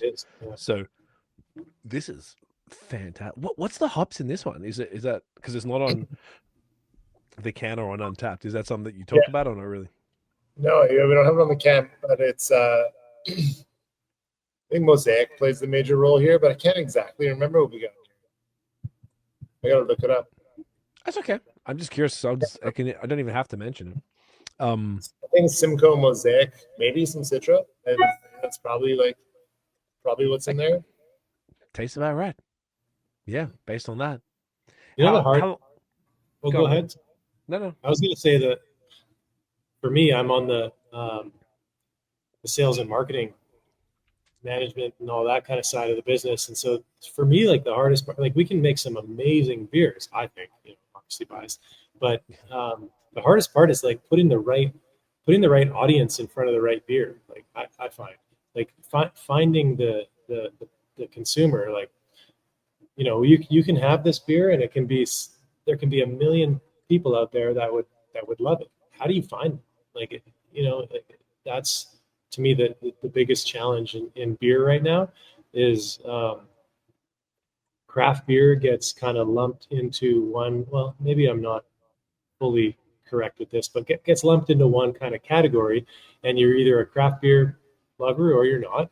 And so beers like this that are trying to reach new audiences, how do you get people in front of the beer? And that's a challenge, because this beer could sit on the shelf beside 7% IPA, and you have to really be paying attention to even see that it's different. You have to be looking for it. So there's an education process that will take time, I think, for beers like this. It's an interesting challenge to find the audience. How have you found it with this so far? The beer, it's selling well. What we found is that it sells well enough to keep around year round right now. We're just decided to make it a year round beer. But what we find is that when people find it, when people actually discover it, they become huge fans of it. And it's like, wow, where was this beer? Like, I've been looking for something like this. And they become really into it. but there's not that many of those people yet. But I think it's because we're still lacking an education process in the industry, that there are beers that live between 0 and 5. You know what I mean? Like, so that's what I think. That's interesting. One of the, I don't know if this is, my girlfriend and I talk about this a lot. So there's like, we have just noticed anecdotally, there's a bottle shop in Hamilton. It's a cafe, but they've got the most fire fridge. He always gets all the best stuff. And there's a little bar attached to the back that they run. So obviously they got LUKR and everything's, it's my favorite place. It keeps me stocked in all the killer local shit called Durand. We gas it up here all the time. And one of the things we noticed was almost every time we go there, there's always a dad with like a daughter. It's almost always a daughter. So he's like taking the kids to a bar because he wants to have a couple of beers, and the girls in there, girls are much quieter than boys, I guess, because they sit there with a little coloring book doing this shit. And we're like, fuck, they need to be marketing to parents of young children to be like, hey, this is a place you can come during the day. You can bring your kid. It's completely friendly and safe. And this is kind of the beer that they could or should be drinking. So I don't know if have you guys done any, have you thought about the actual like archetype, like customer archetype for a beer like this, as far as like the exact person that it's for? And not even to generalize dads, it could be mums with kids as well. But just, we always see dudes by themselves, like, kind of our millennial-ish dudes that are just sitting there and maybe on their phone fucking around, having a beer or two and drinking some fire, just bringing the kid along, the kid's happy, I just wonder if that's kind of the market, because the once again, it comes back to the beer for people with shit to do. I wonder if that's the marketing campaign, because that is the best line, dude. Like, that's so good. And I think that can speak to people because it's aggressively accurate. Like, it's just like, you got shit to do. You got this one is asking you questions, dad, every 2 seconds. I'm like, I want a beer, but if I have an 8% double IPA, I'm not going to deal with this so well. So I need a couple of these, I wonder if there's I feel like that segment of the market, maybe in America, because America's more capitalist, so there's more stuff like that. But over here, I haven't seen it as much. So I wonder if that's maybe an angle that could work. Yeah. Do you see any of that? That is the angle, and I agree. And I'm glad you like that, because I think there's so much room to grow that, and there's so much potential there. Sometimes I don't necessarily know the right, like, catch it. Yeah, the right approach. Like, it's the slow.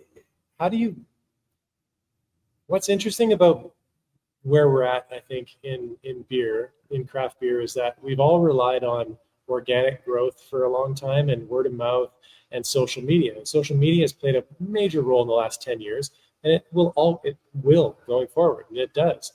But what do you do when you've kind of like, how do you go beyond that? Like, what's your next step? We work with a PR company who's been really great in many ways. And so if you have something strong enough to pitch them, and they think it can gain traction, like outside of social media, into earned media and print and magazine, whatever, like blogs, that can make sense. But yeah, that's my constant question. Like, how do we go beyond, and because there's a lot of, let's be real about it. Like, the craft beer, like, consumer and craft beer nerds, if that's what you want to call them, they do pay attention to social media, and that gets the message across. But when you're trying to grow beyond that to a market of dads who are like wanting to find a new beer, sometimes they're not paying attention, or they're not necessarily on social media as much as the people who are really tuned into your brand, right? And so finding new ways to communicate with them is important. And obviously digital is still the way everybody checks in from time to time. Don't get me wrong. But how do you kind of go above and beyond the kind of the thing that we've been doing for 10 years? Is sort of what I'm thinking about.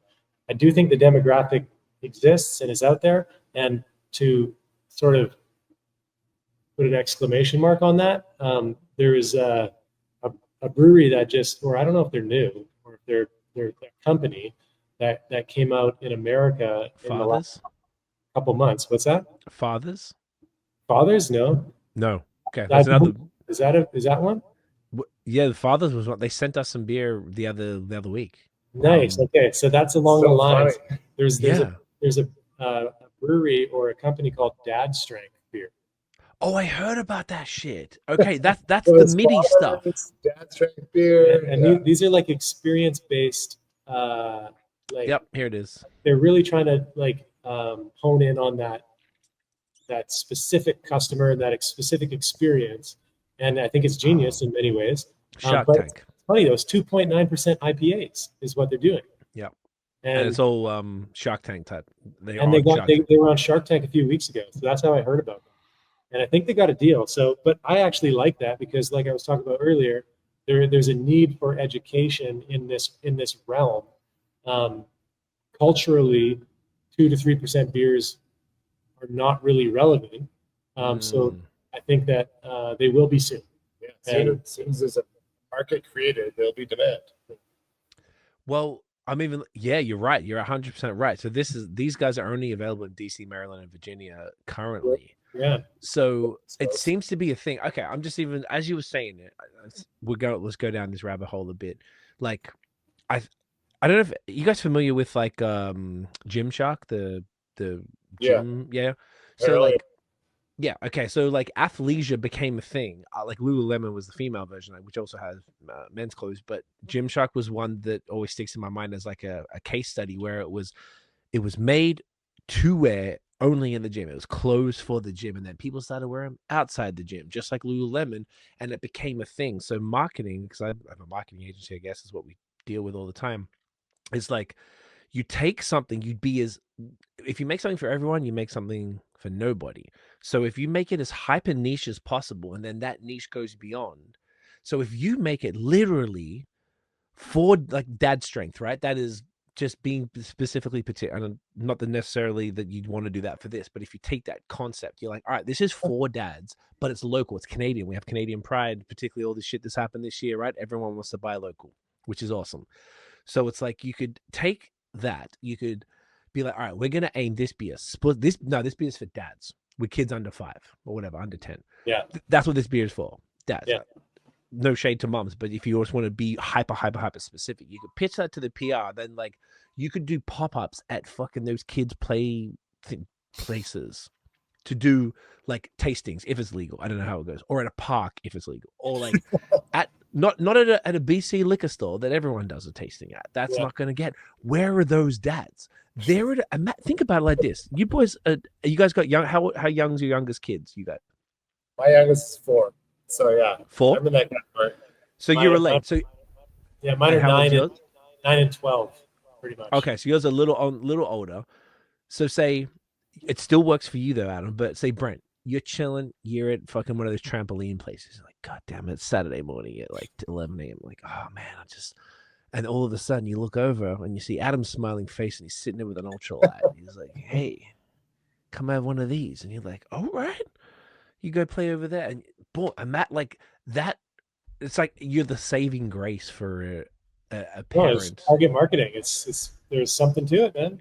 I kind of just feel like there is, and I'm probably more inspired with this because this beer is so damn good. Like I typically wouldn't purchase this personally, or go out of my way to drink it, but this is exceptional, and I'm very glad I have more of this. That's how good this is. That's good to hear. That's cool to hear.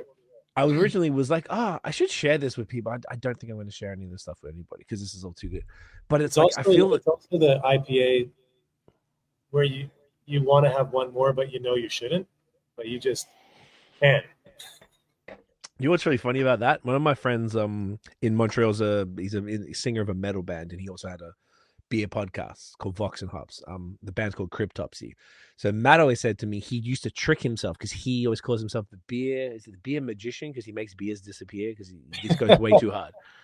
So he would always drink. He'd always like trick himself and drink a non-alcoholic beer when it would get later in the night to try and calm himself down because he knows he kept drinking and he always fell for it or something along those lines.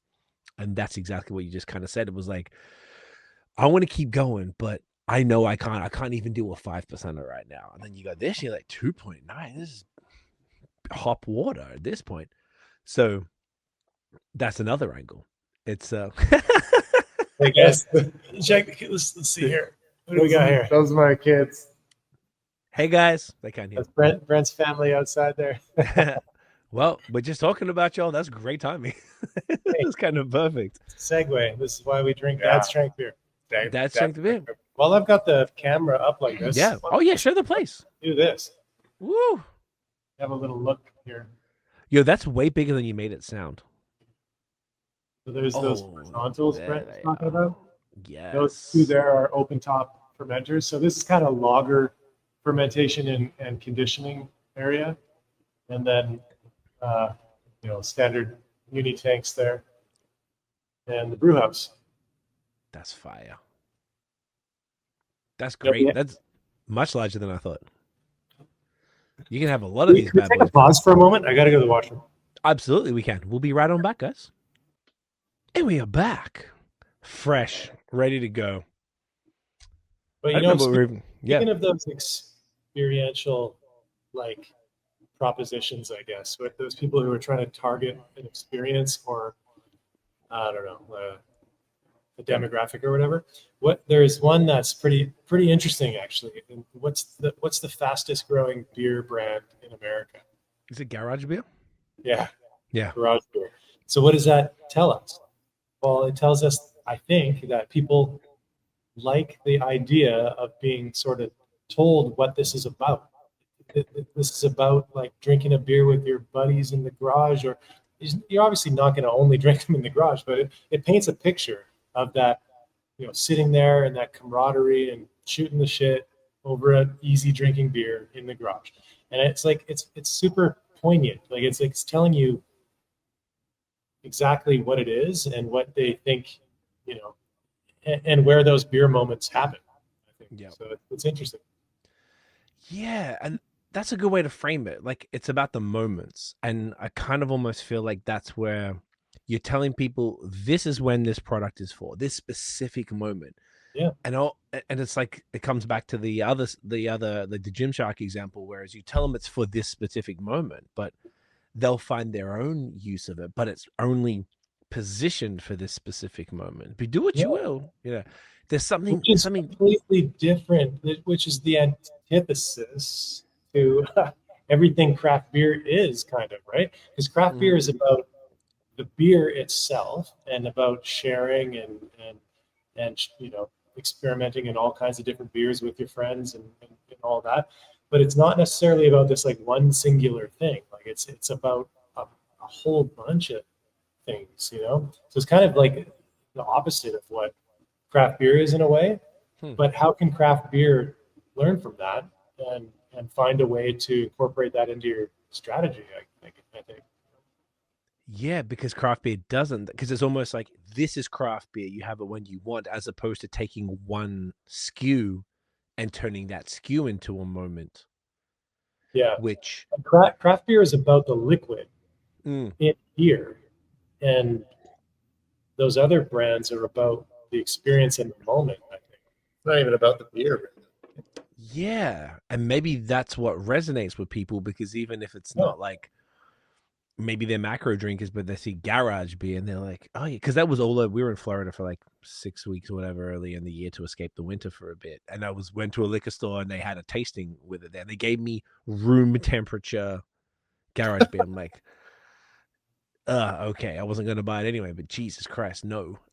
That was bad. If I was with the brand people, it should be pissed, but it was kind of popping up everywhere, and I feel like it's telling that story about the product, and I guess craft beer typically hasn't done that. No, and I think that we can learn something from that. And I'm not even trying to say that those liquids are not good. They may be great. I don't know, but there's something they're doing on the connecting to an audience side that craft beer hasn't quite figured out yet. I think that's it. Because craft beer, it's almost like we talk to ourselves. Yeah. It's a bit of a circle jerk in the best possible way, that we're like, well, there's gateway beers. Yeah. Those are important. They don't always get their props, because maybe they're we not make the a most. lot of. I think you do in the best possible way. I always gas up gateway beers on this pod because I think it's the most underrated but most important aspect of craft beer. If you're not bringing in new people to the industry as a whole, then what are we doing? And it's cool because there might be some brewery who make there's Badlands Brewery. Yeah. Yeah, Badlands is much. on Yeah. Okay, so yeah, it's farm brewery. They exclusively make IPAs, maybe a few lagers a year, and barrel aged stouts. That's it. It's in a farm, like 100 acres, but in the middle of Caledon, which is pretty close to maybe like 20 minutes ish from the edge of Brampton. So you'd go to this farm brewery, and you're seeing, because a lot of Indian folks who live in Brampton. So you got this brewery in the middle of nowhere that's like a whole bunch of Indian people and then folks from everywhere who are coming through. And it's more just like they are, I think that they're not making beer for the people that come there. They're just making fire beer, and then people do come. And I think that's dope for like a destination thing. And they don't try to make any sort of gateway type of stuff. And they're doing fantastic. They can't keep up. But then there's the other side where there's people who are making, whether you talk about these American brands we're just talking about, the Dad Strength, the Garage, and that's sort of bringing new people into, because it's not macro, but they're not necessarily craft either. There's like less exciting, arguably less exciting sort of brands. Maybe it's like easy drinking lagers, or it depends what the style is really on the brewery. But there's no like consistent way of approaching it, I guess. And then the you guys do it in like a sexy ass way. Like your branding is so fire, the beers are so good, while completely appeasing any like craft beer nerd like the three of us, but also being so welcoming to people. I don't know. There's something like it's almost like intangible, and clearly that's what you just said, Adam. Like you feel that same way. That's what you offer as Four Winds. Yeah, well said. Appreciate it. Let's tap into one of those gateway beers, right? Let's fucking do it. So we're yapping so much. All right. Oh, the stupid camera. I don't know why it froze. Yeah, you froze on us. Yeah, that's it should be back. Hold up, maybe that's a problem, not you, but no, that's a me problem. Let's see if I turn it back on. Nope. Okay, let me turn it off from up here. It's happened once or twice before, but it's not super common. At least you can hear me. Yeah, we can hear you. Oh, technology, eh?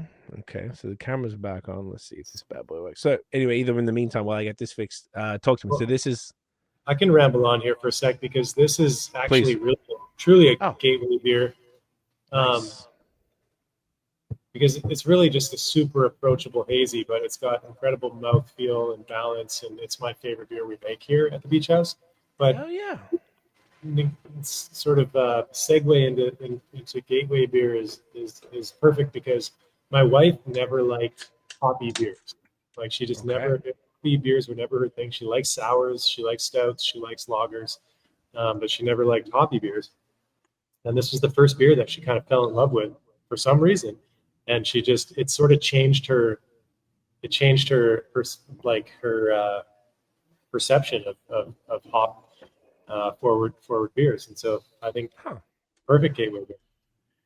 And what do you think it is about this specific beer that's ticking those boxes for someone who doesn't traditionally like this style of beer? What about this? What is it about this beer that's maybe it's not overly bitter, and there's like a really round, like full, creamy mouthfeel that works really well, and it's just accentuated by those hop notes that are giving you peach and what else do you say? White cake? A little bit of white cake in there. A little white cake in there. A little what's white cake? A little angel food cake. Angel cake. Oh, like them little citrusy vanilla-y joints. Yeah, no, not citrusy. Fluffy. It's like super fluffy, like like a pure white fluffy angel food cake. Angel cake. Oh, that shit. Yeah, I don't really know what that is. I've seen it, I think. Angel food cake, light and fluffy. It's like a sugar sponge almost. Brent said that one day, and we were like, yeah. What did you call it? I just said white cake. It's just like when you get like a birthday cake that's got raisins and stuff, like that white cake that's in the middle. It's vanilla cake. It's like a vanilla cake, yeah. It looks okay. Like, would you call it in Australia? They call it like a sponge cake. Yeah, I guess it would be sponge cake. Yeah. Okay. I'm seeing different types of them. They look really nice. A lot of them like little rings. Damn, it's making me hungry.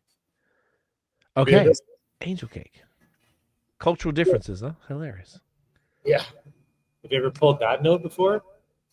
Angel food. Angel cake.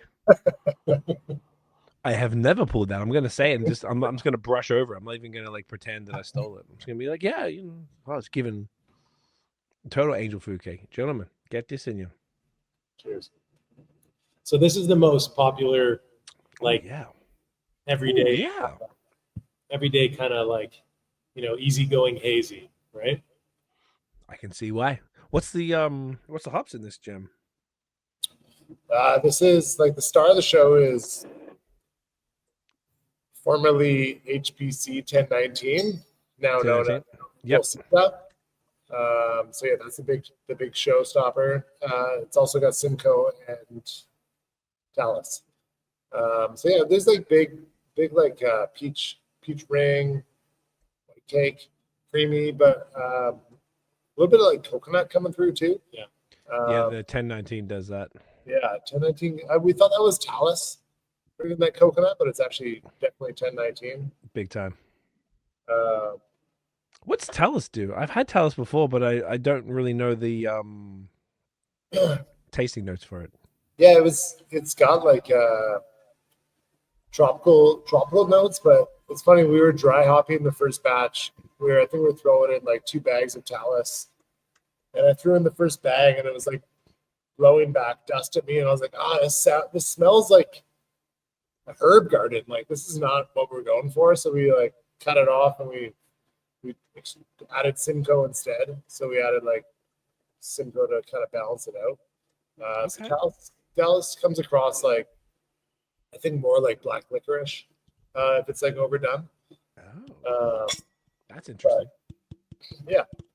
But yeah, so Adam was saying this beer is like probably like Archetype is our number 1 beer at Beach House, but this is like number 2. It definitely is, I think, our most purchased canned product. But yeah, this one's done so well that we've decided to graduate it to full production at the production brewery. So last month we released like 4 Winds Hazy Pale Ale, which is this beer, but done on full scale. Okay. And so it's gonna be a regular core beer. I love that. And is that just because of the response? Response, and like we don't have any like regular hazy beers. Like anytime we do a hazy IPA or anything hazy, it's like limited release. Yeah, we almost always have 1 or 2 hazies, but there's more small batch limited releases, and we don't have a core hazy product. So not Juxtaposes that anymore. Well, Juxtapose is on the hazy spectrum, but it's not a little lighter, eh? Well, it's just not like traditionally a hazy. It's okay.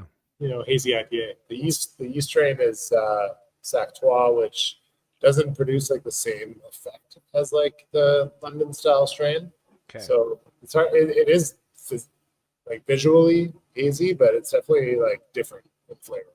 It was something that was a hazy, like people. Hazy IPA has been around a lot longer, but in 2013, when Juxtapose was first making its way to market, people weren't used to seeing something hazy. And that wasn't even really a popular style in our area at that time at all. And so we had to explain to people why it was hazy, that like the nature of the yeast strain, and you're ahead of your time.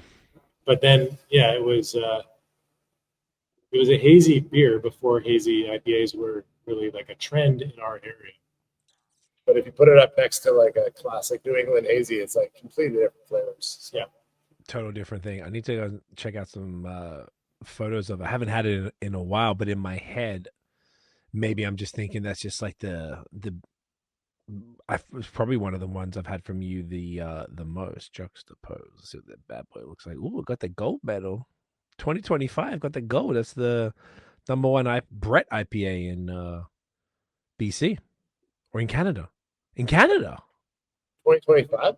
Yeah, and then number 2 last year. Currently number 1. For what? Where are you seeing that? Untapped, Mike G.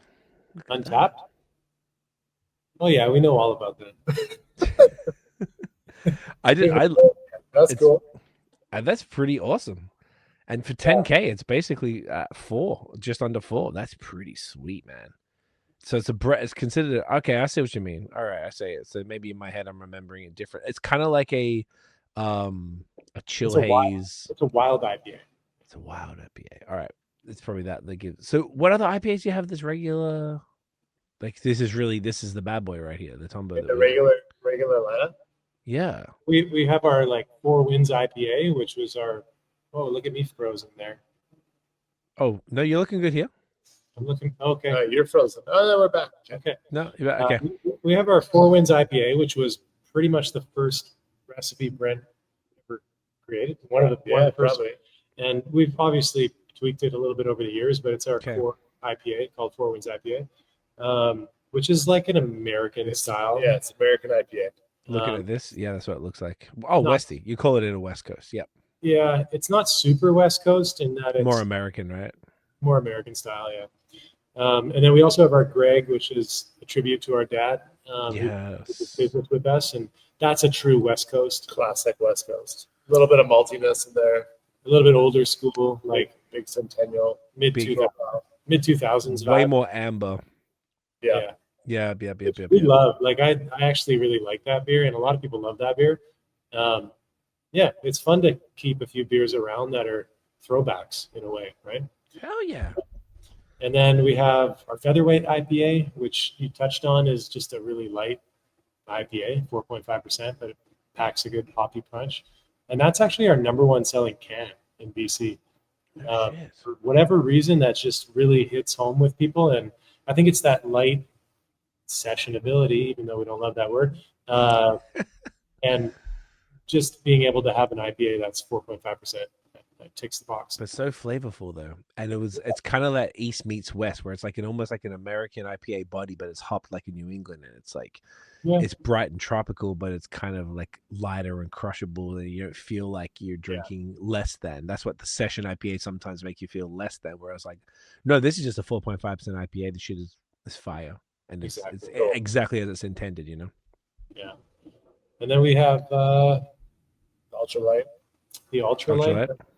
that we were trying out. And we've got a few IPAs here at the Beach House. We've got a Centennial homage really to just that hop, but also because the beach that's a stone's throw from us is called Centennial. So we decided to make a beer revolving around, that hop, which is such a classic, early craft beer. NW. Yeah. hop. But yeah, and then we got another Beach House here. We got another a double hazy, which is like kind of the base of Tumbo, but bigger, called Rain Shadow, which is in Nectar. I think it's Nectaron. I'm trying to rack my head around the recipes here, but yeah, Nectaron. So good. There's so many, man. Sorry, yeah. What's it called again? What's the beer called? I'll see if I can find it. Rain Shadow. Rain Shadow. Sorry, there you go. Yeah. There you go. So it's like an 8% hazy, double IPA. Doesn't say. Focus hops are Nectaron and I think Nelson's in there too. I don't know. My brain is not being able to reel these all in right now, but No, you're good. it's a beauty. That's- Okay, But- so those are the main ones that are And around. then rotating IPAs all the time. Like there's Okay. just So one-offs all the time. it's so interesting. I remember last time we had this podcast, you were like, "Yeah, you guys are like an IPA brewery," and I was like, "We are." No. That's the perception. That's what we're known for. And then What did you listen, think?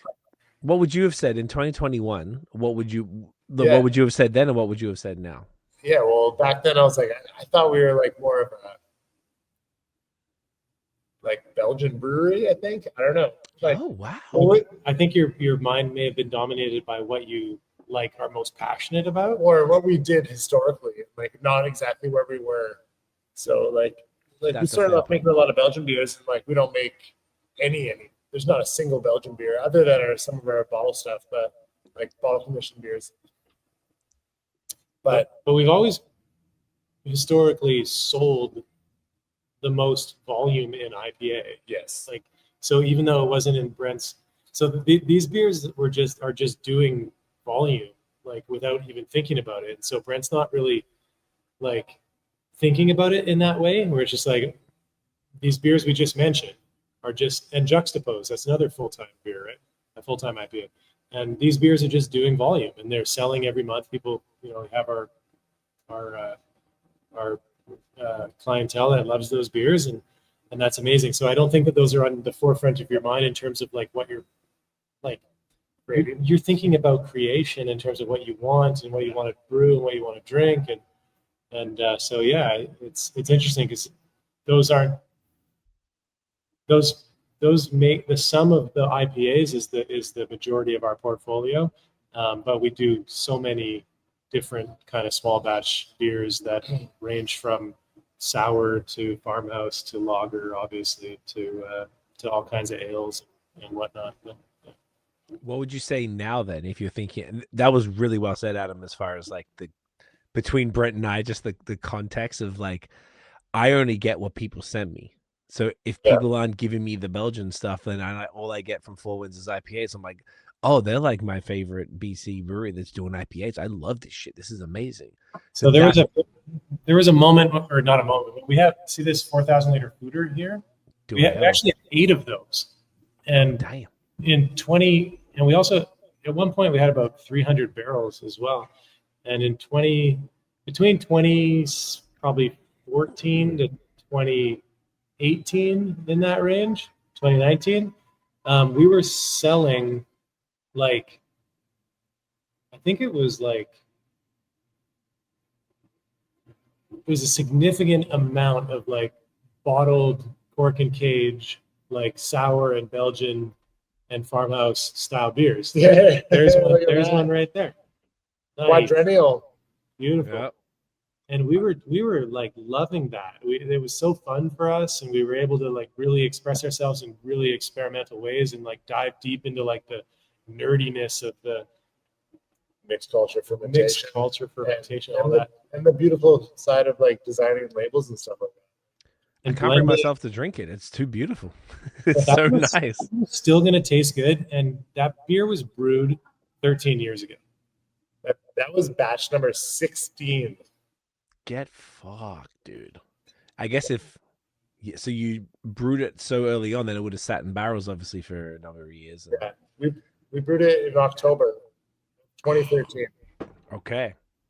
You just cut yourself? Oh, no. Yeah, I got like a splinter from it. That's hilarious. From you the got label. A splinter from the label? Yeah, it's so good. It was a big one. It was like a pretty decent size. Okay. Dude, that's authenticity right there. That's a wooden label. I didn't know it was wooden because I started running my finger along. I got a little crack on the label there. That's amazing. I ran my finger and I never got a splinter from a beer label. That's awesome. You heard it here first. Like that's how real this. See, that's why I can't. I know I need to drink it. I'll just put it on the shelf here. Yeah, you should. I mean, it's going to be oxidized to some degree, but it's still going to taste good. I assumed it would be.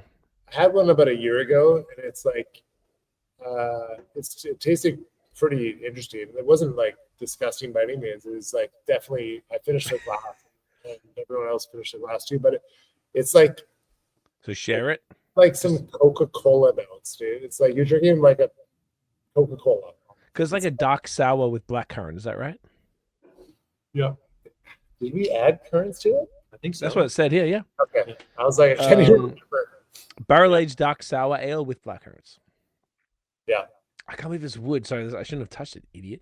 That's so fire. Wow, this is such a beautiful bottle. Crazy. That was the first and only time we ever did a wood label. We did a couple. Did we? Yeah. Oh, we did. Yeah, you're right. Yeah. But that one was the one that we like.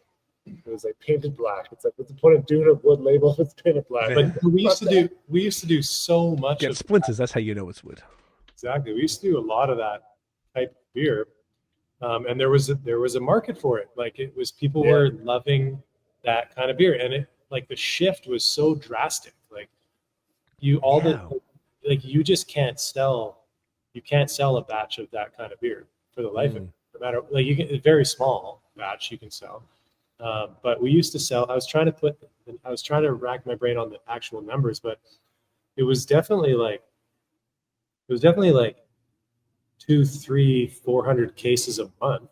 like we used to sell of barrel aged beer and sour beer and farmhouse beer. Wow. And now it's hard to sell. It's hard to sell 50 cases. So that is like, is that why you got rid of the barrels? You said you did have 300 barrels. We still have those fooders, and we've gotten rid of a lot of the barrels. We Okay. do much less of it. We still do it because we love it, and they're, it's part of who we are, and we'll always keep that alive. But we do much less of it. I see you have the 10th anniversary in a similar bottle to this one. Yeah. Oh, it's 500 ml, a bit smaller on the website. And I saw, was there another one? Oh, do you know what? Maybe here they are. Yeah, The Opera. and the cherry, exactly. Yep. So those are both 750s, but you also got them in cans, I noticed too, which is pretty dope for so 23. we like Adam and Summer, we used to sell so much of these styles of beer that we were like, let's try a different format. Maybe the bottle's not working. So we went into these like sleek cans one year. And we were like pretty optimistic. Like it was a cool product. The beer was tasting amazing. It looked really cool, but didn't really like reach the consumer, and liquor stores didn't really know where to put it on the shelf. Yeah. So You confuse people sometimes when you try to do something new or whatever, and it's kind of confusing to the consumer, I think, in terms of that. What does a sleek can signify? Well, kind of in the RTD like world, right? So then when that's in the beer section, people don't know what that is, and so it didn't really hit in that format. But it's the same beer. It does sell better in bottles, but Interesting. 1/10 of what it sold 5, 6, 7, 8 years ago. That seems to be a pretty consistent thing that I'm hearing. How do y'all feel about that? I mean, is that like just sad, or is that like, oh man? Well, you just have to adjust and adapt. Like I don't feel any way about it other than it's just kind of interesting. Like what a dramatic shift. But I think one thing that's, not to overuse the word interesting, but one thing that's interesting about being in the business for 13 years is that you're starting to see evolution of trend and things like that, and what the consumer is looking for, and it's never a business as usual scenario. It's never a here's what we're going to do for the next 5 years. You can't do that in this business. You have to constantly be thinking about what the consumer is after and what they're leaning towards, and as much as you want to make beer for yourself, you also have to think about what people are after these days. Yeah, and that's why I'm thinking about like these trends that I see in America and things like that. They are top of mind for me because Four Winds is in an interesting place where we're big enough. We're not big enough to, how do I say it? We're big enough to be really comfortable in our position, in our foothold, kind of in the craft beer community, but we're also trying to like acquire new customers or attract new people to craft beer and to our beer, and so we're thinking about what these larger entities are doing, because we're sort of at that precipice of everybody in craft beer kind of knowing who we are to some degree in BC. And so how do you go beyond that, and how do you reach a new audience? Because we make a lot of beers for people that I'm sure would enjoy them, but have no idea about them or where to find them. So the challenge is, how do you speak to those people? That's the perennial question, really, with for all breweries. That how do you reach those additional ones? I don't know. As you were sort of saying that, the first thought was like, maybe there's got to be. It's almost like you like do it like a musician, like you have a hit single, and then you bring them in with the hit single, and the hit single could be Ultralite to the dads at the trampoline place. Yeah. And you're bringing them in, and they just used to drinking the macro stuff, and they're just like, oh shit, this is fire. I can drink a bunch of these. This is not gonna fuck me up, and can still catch them if they fall, and and like, yeah, it's an interesting thing that I guess is never. It's like we're all trying to. When I say we, like the industry is trying to figure out all the time, like how do you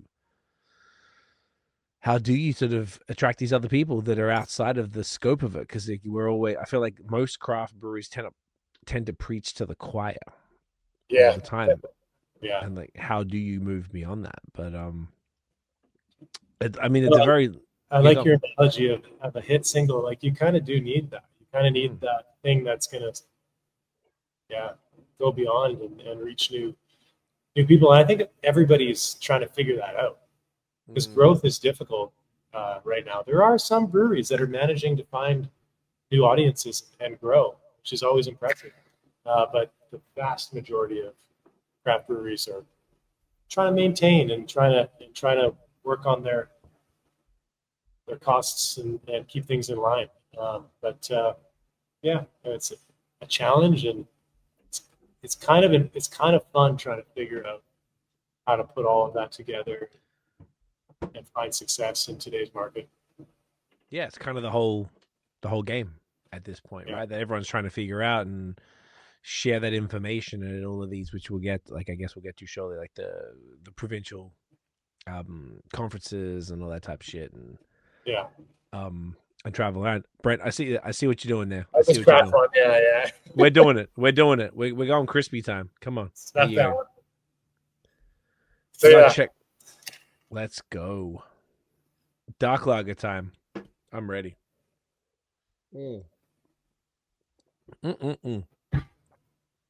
That shit is the fucking delicious. All right.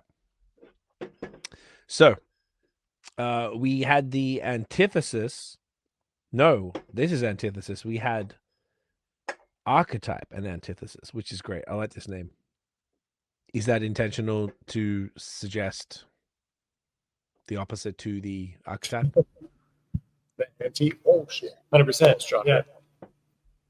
So I love it.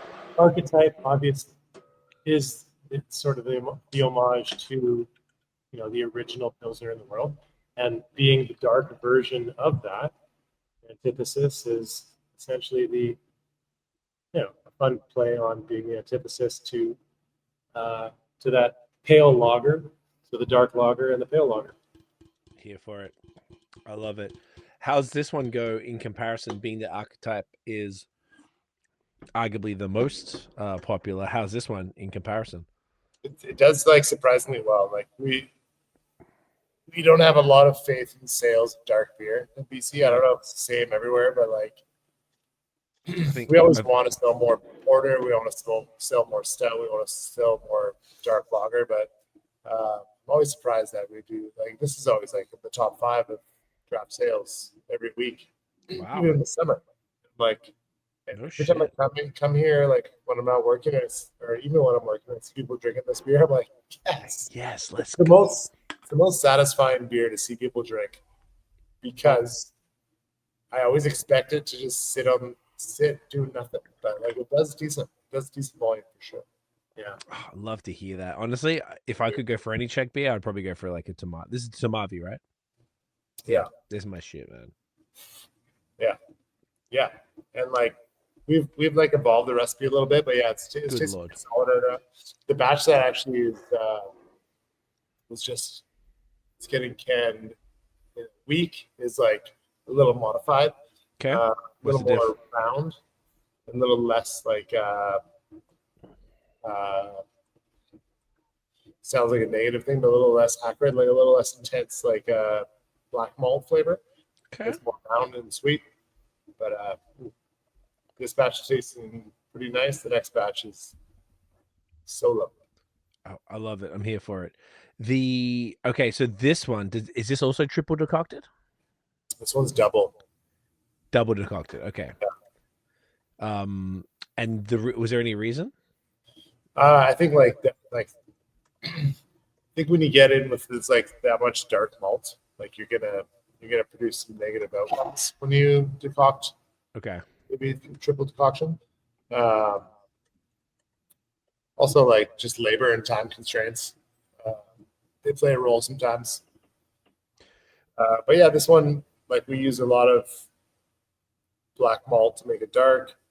The hops on this one is 100% Saaz, though. 100% so we went all Saaz.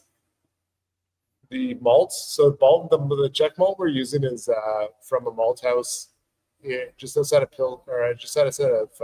Prague called Ferdinand, All right. and it's actually like the most common Czech malt you can find in Canada because it's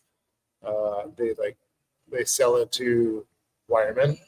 Weyermann is like a German malt house. Mm-hmm. They have a big like exporter, and so they have this deal where Ferdinand is like this small brewery and malt house outside of Prague. Sorry, I said that again.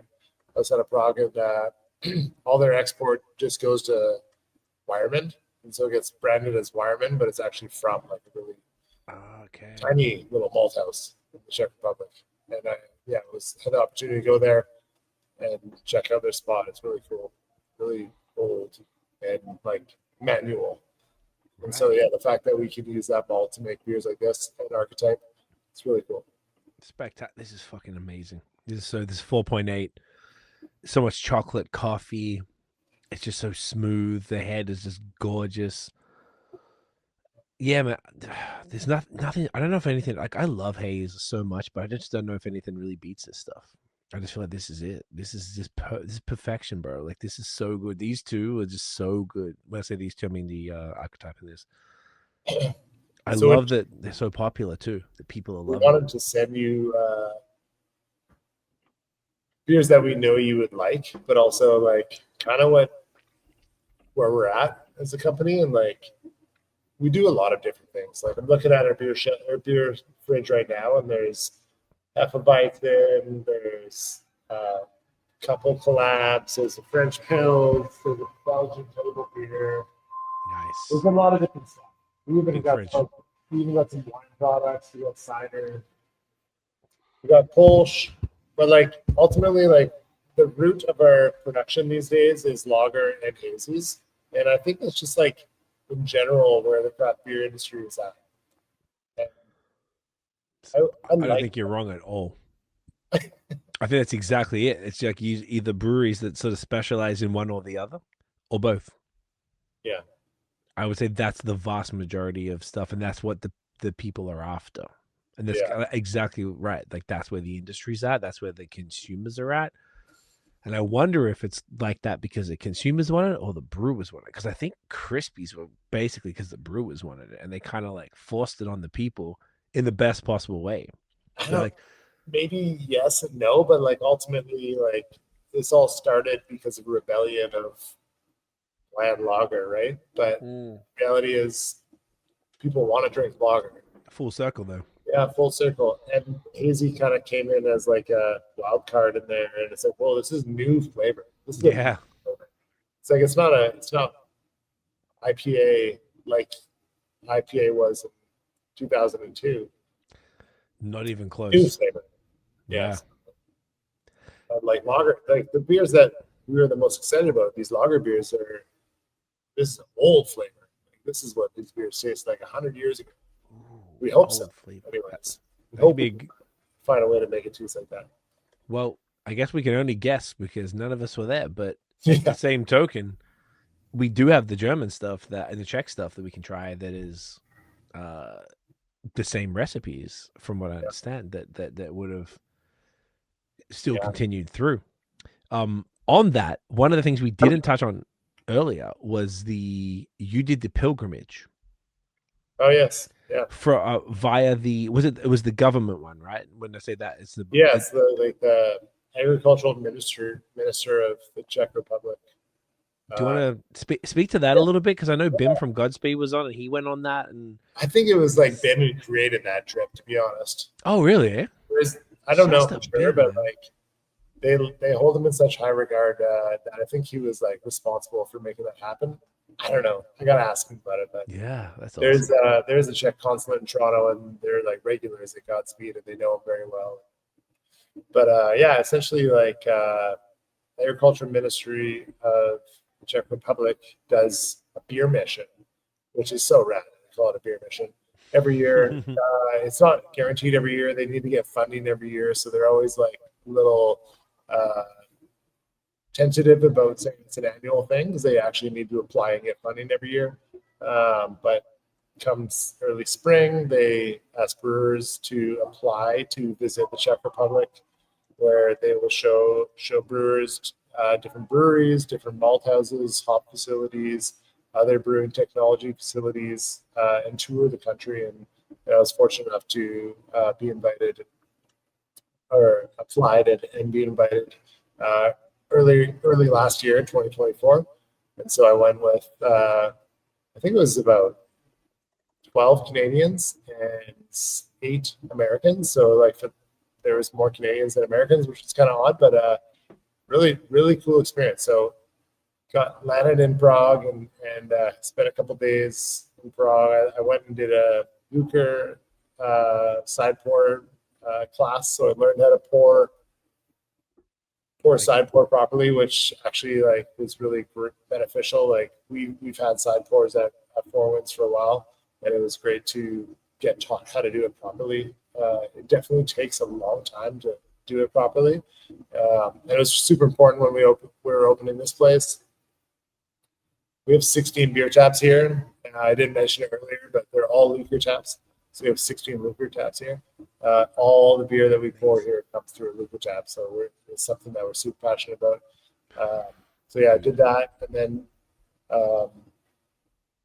they tour you around the whole country. It's unreal. And it's all expenses paid. They pay for your hotels. They pay for every visit. They pay for your meals. It's like unreal. You just got to show up, and they tour you and treat you like a king. And, I couldn't believe it. I really like the most gratitude to that country for what I learned and the experience, and what they've done historically for beer is couldn't be more grateful. And it plays such a massive role in what we do here at Beach House. And I think that's why they wanted me to be a part of it, is that I talked to them about how inspired we are about Czech beer and how we want to adopt the Czech service culture, which is something that's really lacking in North America. It's improving slowly. And so, yeah, it was just such a great experience to go there and learn a lot about Czech beer, how they serve beer, and how important it is to serve the consumer at the bar like the best possible beer, as opposed to just filling a glass with beer and passing it to them, which is the big thing for us here. So yeah, amazing experience. Dude, I fucking love that. Thank you for sharing that. That's so cool. And I love that, like, a country like the Czech Republic, I guess when we were all growing up, it was Czechoslovakia, and it's, now it's become its own thing. And the Pilsner is from Pilsen, and I've always heard. I remember in 2004, I lived in Toronto. I was a little child, and I did the working holiday visa in Toronto. I went around Canada and the States, and then Europe. The first time, never left Australia, so I just went away for a year. And even when I was going around Europe, I couldn't go through the Czech Republic because you needed a visa. So I think I was going like Berlin to Vienna or something. So I had to do this long ass trip around it because you couldn't even go through it. So it's always been, I think it's been like, maybe that was the 20 years ago was like the end of that sort of breakup, or the earlier stages of the breakup, and you weren't able to just, like, pre-Euro. Was it pre-Euro? Fuck, I don't know. All that is just like, I feel like it's like such a and everyone was gassing it up to me. It was like, Prague is the best. I'm like, I just didn't plan it. I didn't know it was that fire to get all the visa and stuff. So it was really cool to hear that a small country is going out of their way to bring people in and to show them that culture. And you guys weren't at the OCB last year in 2024, right? No. They had those folks from the LUKR thing. And they came to say they did they did a bunch of stuff, a bunch of pop-ups everywhere. But I went to one where they did it at Merritt here in Hamilton, and they let you pour it. I never even got to touch one before, and they were like, all right, so you take the glass out of the water. I'm like, what do you want to do? I'm like, let me just do the normal one. I don't want to do them leak. I want them leak. I want to drink one, but I wanted to learn how to pour it. And they showed you how to do it. And I was like, yeah, I did a good job, but I think I just lucked it out first time luck. But I imagine it was just like such a beautiful little art to it. And there's something so special, I think, about that. And like you said, the Czech beer culture and the Czech serving culture, having the the glasses sit in water and all of these small little things, and how serious I watched mad videos online about it, about how they, they do the one where you put like the pale lager, then you use the foam from the dark lager or the amber or whatever. Yeah. That shit. It's just so like, I don't know. It's interesting that like I've seen people like yourself and Bim and all these dudes, Adam and Matt from True History and all those cats, like, and even JP from Silo in Montreal, like breweries that are like just really adopting it and going full, everything in on it. And it's so cool to see. It's so nuanced and so rich and so like, oh, this is like more than, because in North America and Australia, it's the same thing. Like we don't really have an attachment to that beer culture, this pub culture, but the Czech thing is special. It's something else. So to see you guys embrace it and to have only LUKR taps, which I wasn't 100% sure if that's what you did have based on the Instagram, on the Beach House Instagram, like that's so fire, dude. So you could get all of these beers that we're drinking tonight on fucking LUKR at Beach House. Yeah. Yep. Do you guys have one each at home? Do you guys have like a little LUKR kit at home? This is our home. Yeah. I used to have a kegerator, and I was like, kill that. Too dangerous, right? It's gonna kill me. Yeah. Like, I don't need worried about that too. That's to beer all the time. My wife and I were like, we should stop this. This is a bad crunching kegs. The only moment we're not around beer is at home. So yeah. I guess you guys got different problems to most people, but I completely understand that. That makes sense. The greatest thing that ever happened to me recently, I got an espresso machine this summer because I'm being changed my life. Like I'm getting pretty decent. It's fire. It's the greatest thing in the world. And kind of espresso machine do you get? We got it's called a Bezera, MN Duo is the one. And I got the Malconic X54 grinder. So seriously, it was like multi-thousand. It was like I threw down money. Like I was like, I wanted the $9,000 La Marzocco linear micro, and everyone's telling me, dude, relax. You need like a $3,000-$4,000 machine. You don't need a $9,000. I'm like, all right, fine, whatever. So there was a deal that came up, and I got a decent deal on it. I got and it's like to walk downstairs. It's like I'm saying this because I relate to the beer problem. Is it to walk downstairs every day, fucking flick that bitch on, and then it's just I got better than most cafes. Like, as I'm buying the best beans, I got like my friend Durant Cafe sells me all the stuff that I need to get, like big bags and stuff. So I'm dialing my shit in, my shots of fire. Like I suck at latte art, but it's okay. That'll take me a year, 2 years more to get good. And that's okay. As long as the shots are good. But just having that every day, I used to start the day nice with ginger tea and chill. Now I'm like, fuck that latte, bitch. Let's go. Like, I can't help it. And so I relate to the, it's not like a problem. It's not that bad. I'm only having 2 coffees a day, 3 maybe at most. So I'm not crazy. Yeah. But if I had a LUKR tap, I don't know. I might be like, yeah, just a little bit more. Yeah. Just a little bit. I don't know. It's noon. Yeah, like just a quick one. It's funny. Like coffee doesn't like breed. It doesn't like make you like you have a cup of coffee and you like don't want to have more and more and more. Sometimes, but beer definitely makes you want to have more, especially when it's the difference. So beautiful. Yeah. Oh, and I got a new bean. I don't know. I got like the 5-pound bag, so I got my friend gifted us a smaller pack, and it was like a 300-gram bag, but it was a lighter roast. So typically, obviously, the lighter roast and the fruity ones don't go so well with milk. I'm an oat milk guy. Yeah. So this one, because it's lighter roast, dialed it in. Like the first shot was fine, so it was all good. I was fucking pinging all day. Like I had like the first shot was the old beans, and I took the new one in, and I was just like off my head. I'm like, oh, I don't even know if I can have 2 coffees. Like tomorrow, I don't know what I'm gonna do. I'm gonna get up. I'm gonna have a coffee. I don't know if I'm gonna need a second one. Like it's very funny. Whereas like if it's beer, I'm like, oh, let me have some of this Czech Dark Lager. I'm like, different problems.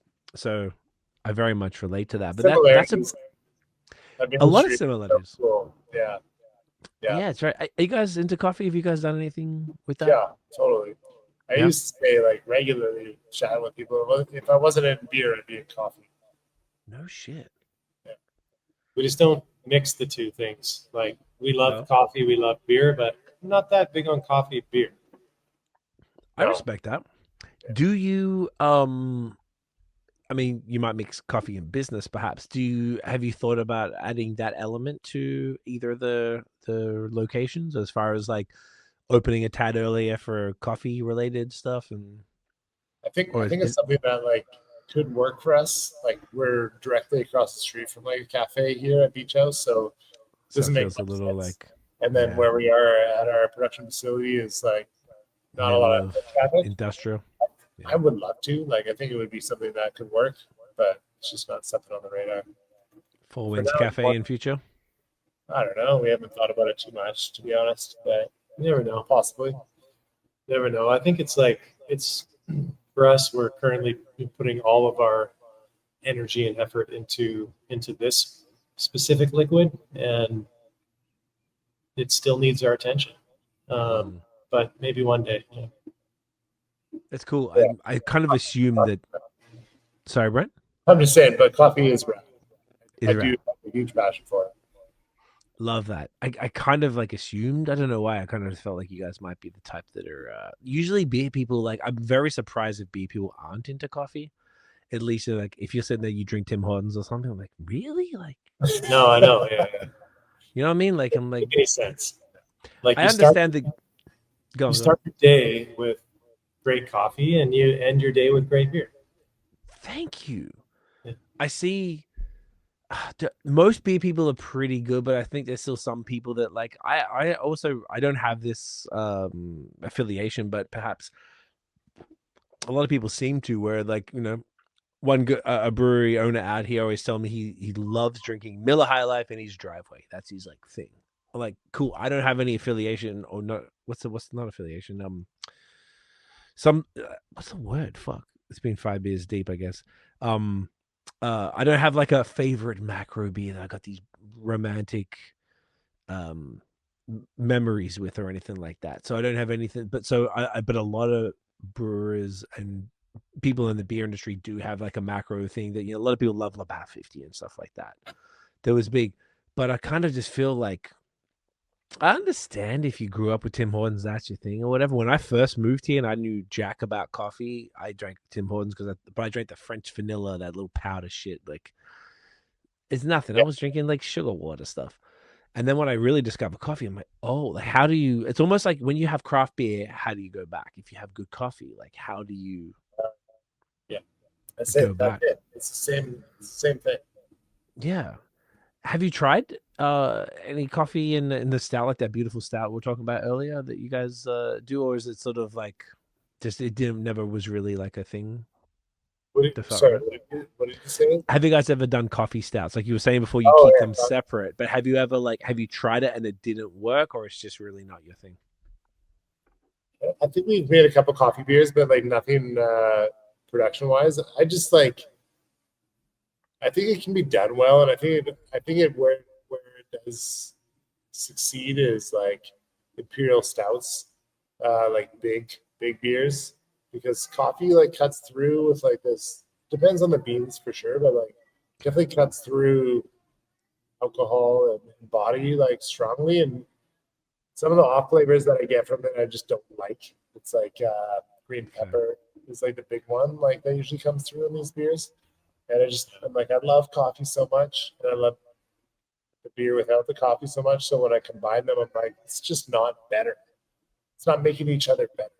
But I have had some like really lovely like imperial stouts with coffee in them. I'm like, this is actually really lovely. So we're not really big on adjuncts in general. Not really, no. I mean, we do a lot of fruit beers. We do fruit beers. You're right, but I don't know. Try to be purists. Beer, as much as the market allows us to be purists. Yeah, that beer. Makes sense. Yeah, no, that makes sense. There's a couple more things I want to go through. Are you guys? I gotta go to the bathroom again. Are you guys cool? I imagine you guys might as well. Take a quick pause, and we'll come back. We'll get into those other ones. All right, we'll be right back. All righty, and we are back. So to bring this bad boy home. We were saying this off air, and this is hilarious. Last time we did the pod, you were about to release a Pils pack right after we did the pod. And just like 2021, you guys are about to release a Pils pack, but this time it's a collab Pils pack. Is that correct? Yes, I mean they're always collab packs. This is Oh, they're always. yeah. Okay. The last time was version 2. Now we're going to drop version 3. So there hasn't been one since then. No, yeah. What's the chances? There's I know some alignment there. some alignment. Yeah. Talk to me. Yeah. Talk to me. We took a break. We took a while because it's Yeah. a huge undertaking. So the whole concept of the Pils pack is that it's 4 collabs, 4 breweries, 2 350 milliliter cans in an 8-pack. So it's an 8-pack, 2 cans of each beer in there. So to like hit everything, like doing a collab with the brewery and making it work is a challenge in itself. Like it's hard. Like you're going at it for one go. Right? There's no test batch. There's nothing like that. Trying to make it work. So doing 4 at the same time with like, and you're bringing 2 perspectives together for one collaboration, so it increases the odds of challenges and things like that. But sometimes it really comes together. Yeah, and like we got some pretty high caliber breweries here, so it's pretty stressful. So yeah, I was gonna say talk to us because like you said it on email. I'm looking at it here, and these names are not small. Yeah, so we thought about this idea for the last couple of years, and we were kind of putting it off because it is a big project. But we decided like let's see if some of these breweries would be interested. So the first brewery that we connected with that was like really we haven't brewed with them ever. We admire what they're doing. They're just amazing beer. A lot of similar things that we're doing, and they're pretty close to us. And we went to Alberta and talked to Establishment Brewing, and they were Mike, who we've known for a while. He's like, yeah, let's do it. So with Mike, we designed West Coast Pilsner, something they do regularly. We did a West Coast Pilsner earlier this year for the first time, and another collaboration brew with Driftwood Brewing from Victoria. So it was really cool to talk to Mike about it and get his take on what's unique about West Coast Pilsners. And there's so many similarities to West Coast Pilsners and the modern West Coast IPA coming from Southern California. Sometimes they're using the same yeast strain. So it was really cool to like dig into that with him and like learn a lot. And then we went back to our a repeat Pils Pack member, Luke at Godspeed. So really fortunate to have a good relationship with Luke, and he was super down to brew another beer with us. And for us, we wanted to introduce a little bit of smoke. So Luke is the master of subtle smoke and even heavy smoke. So Luke brought some experience, and we brewed smoked Hellas Lager with Luke, which is tasting so good. And all these beers we're like canning right now too, so it's like they're all ready to go. We're drinking them out of the bright tank like right now. They're so fun. And then we it was a little bit of a cold call. Like I had no relationship with these guys. I met them once or twice, but they've been such an inspiration forever. Is Duty CL out of Montreal. And so they were also game. And so they wanted to bring in like a really unique perspective, like Franconian perspective. So we brewed with them a rot beer, which is like a traditional style that is now kind of getting some a trend in like Nuremberg in Germany, but it's essentially like a red lager, classic red lager, which was such a cool beer to brew and like tasted so good. And then the fourth brewery that we invited, taking it back to BC, the furthest to the west in BC that we could find was Tofino Brewing, and we're doing a oyster pilsner with them, which we got some oysters from a farm not far from them. We used Vancouver Island malt, and the beer is like such a lovely, beautiful pilsner with like a touch of salinity, and it's just like such a beautiful beer.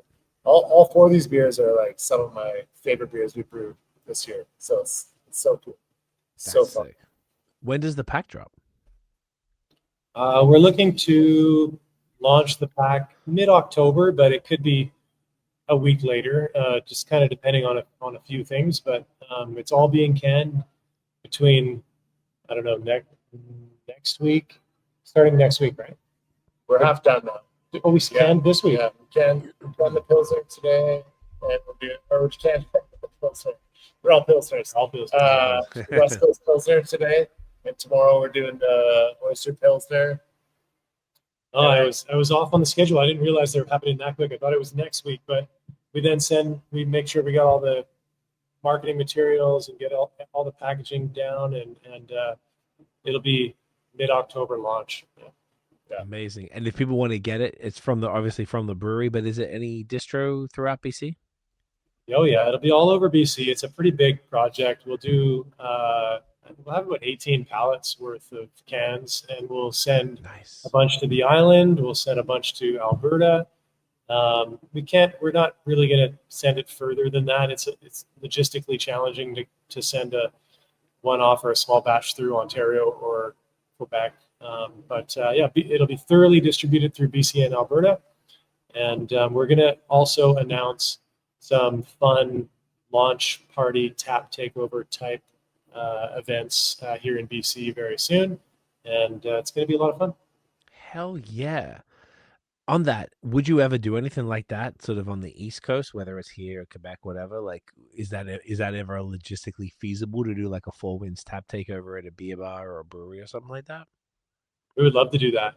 We have done things like that a long time ago. We did a few events in Ontario. We did a tap takeover once at Barvolo in like 16 or 17 or something like that. It was a lot of fun.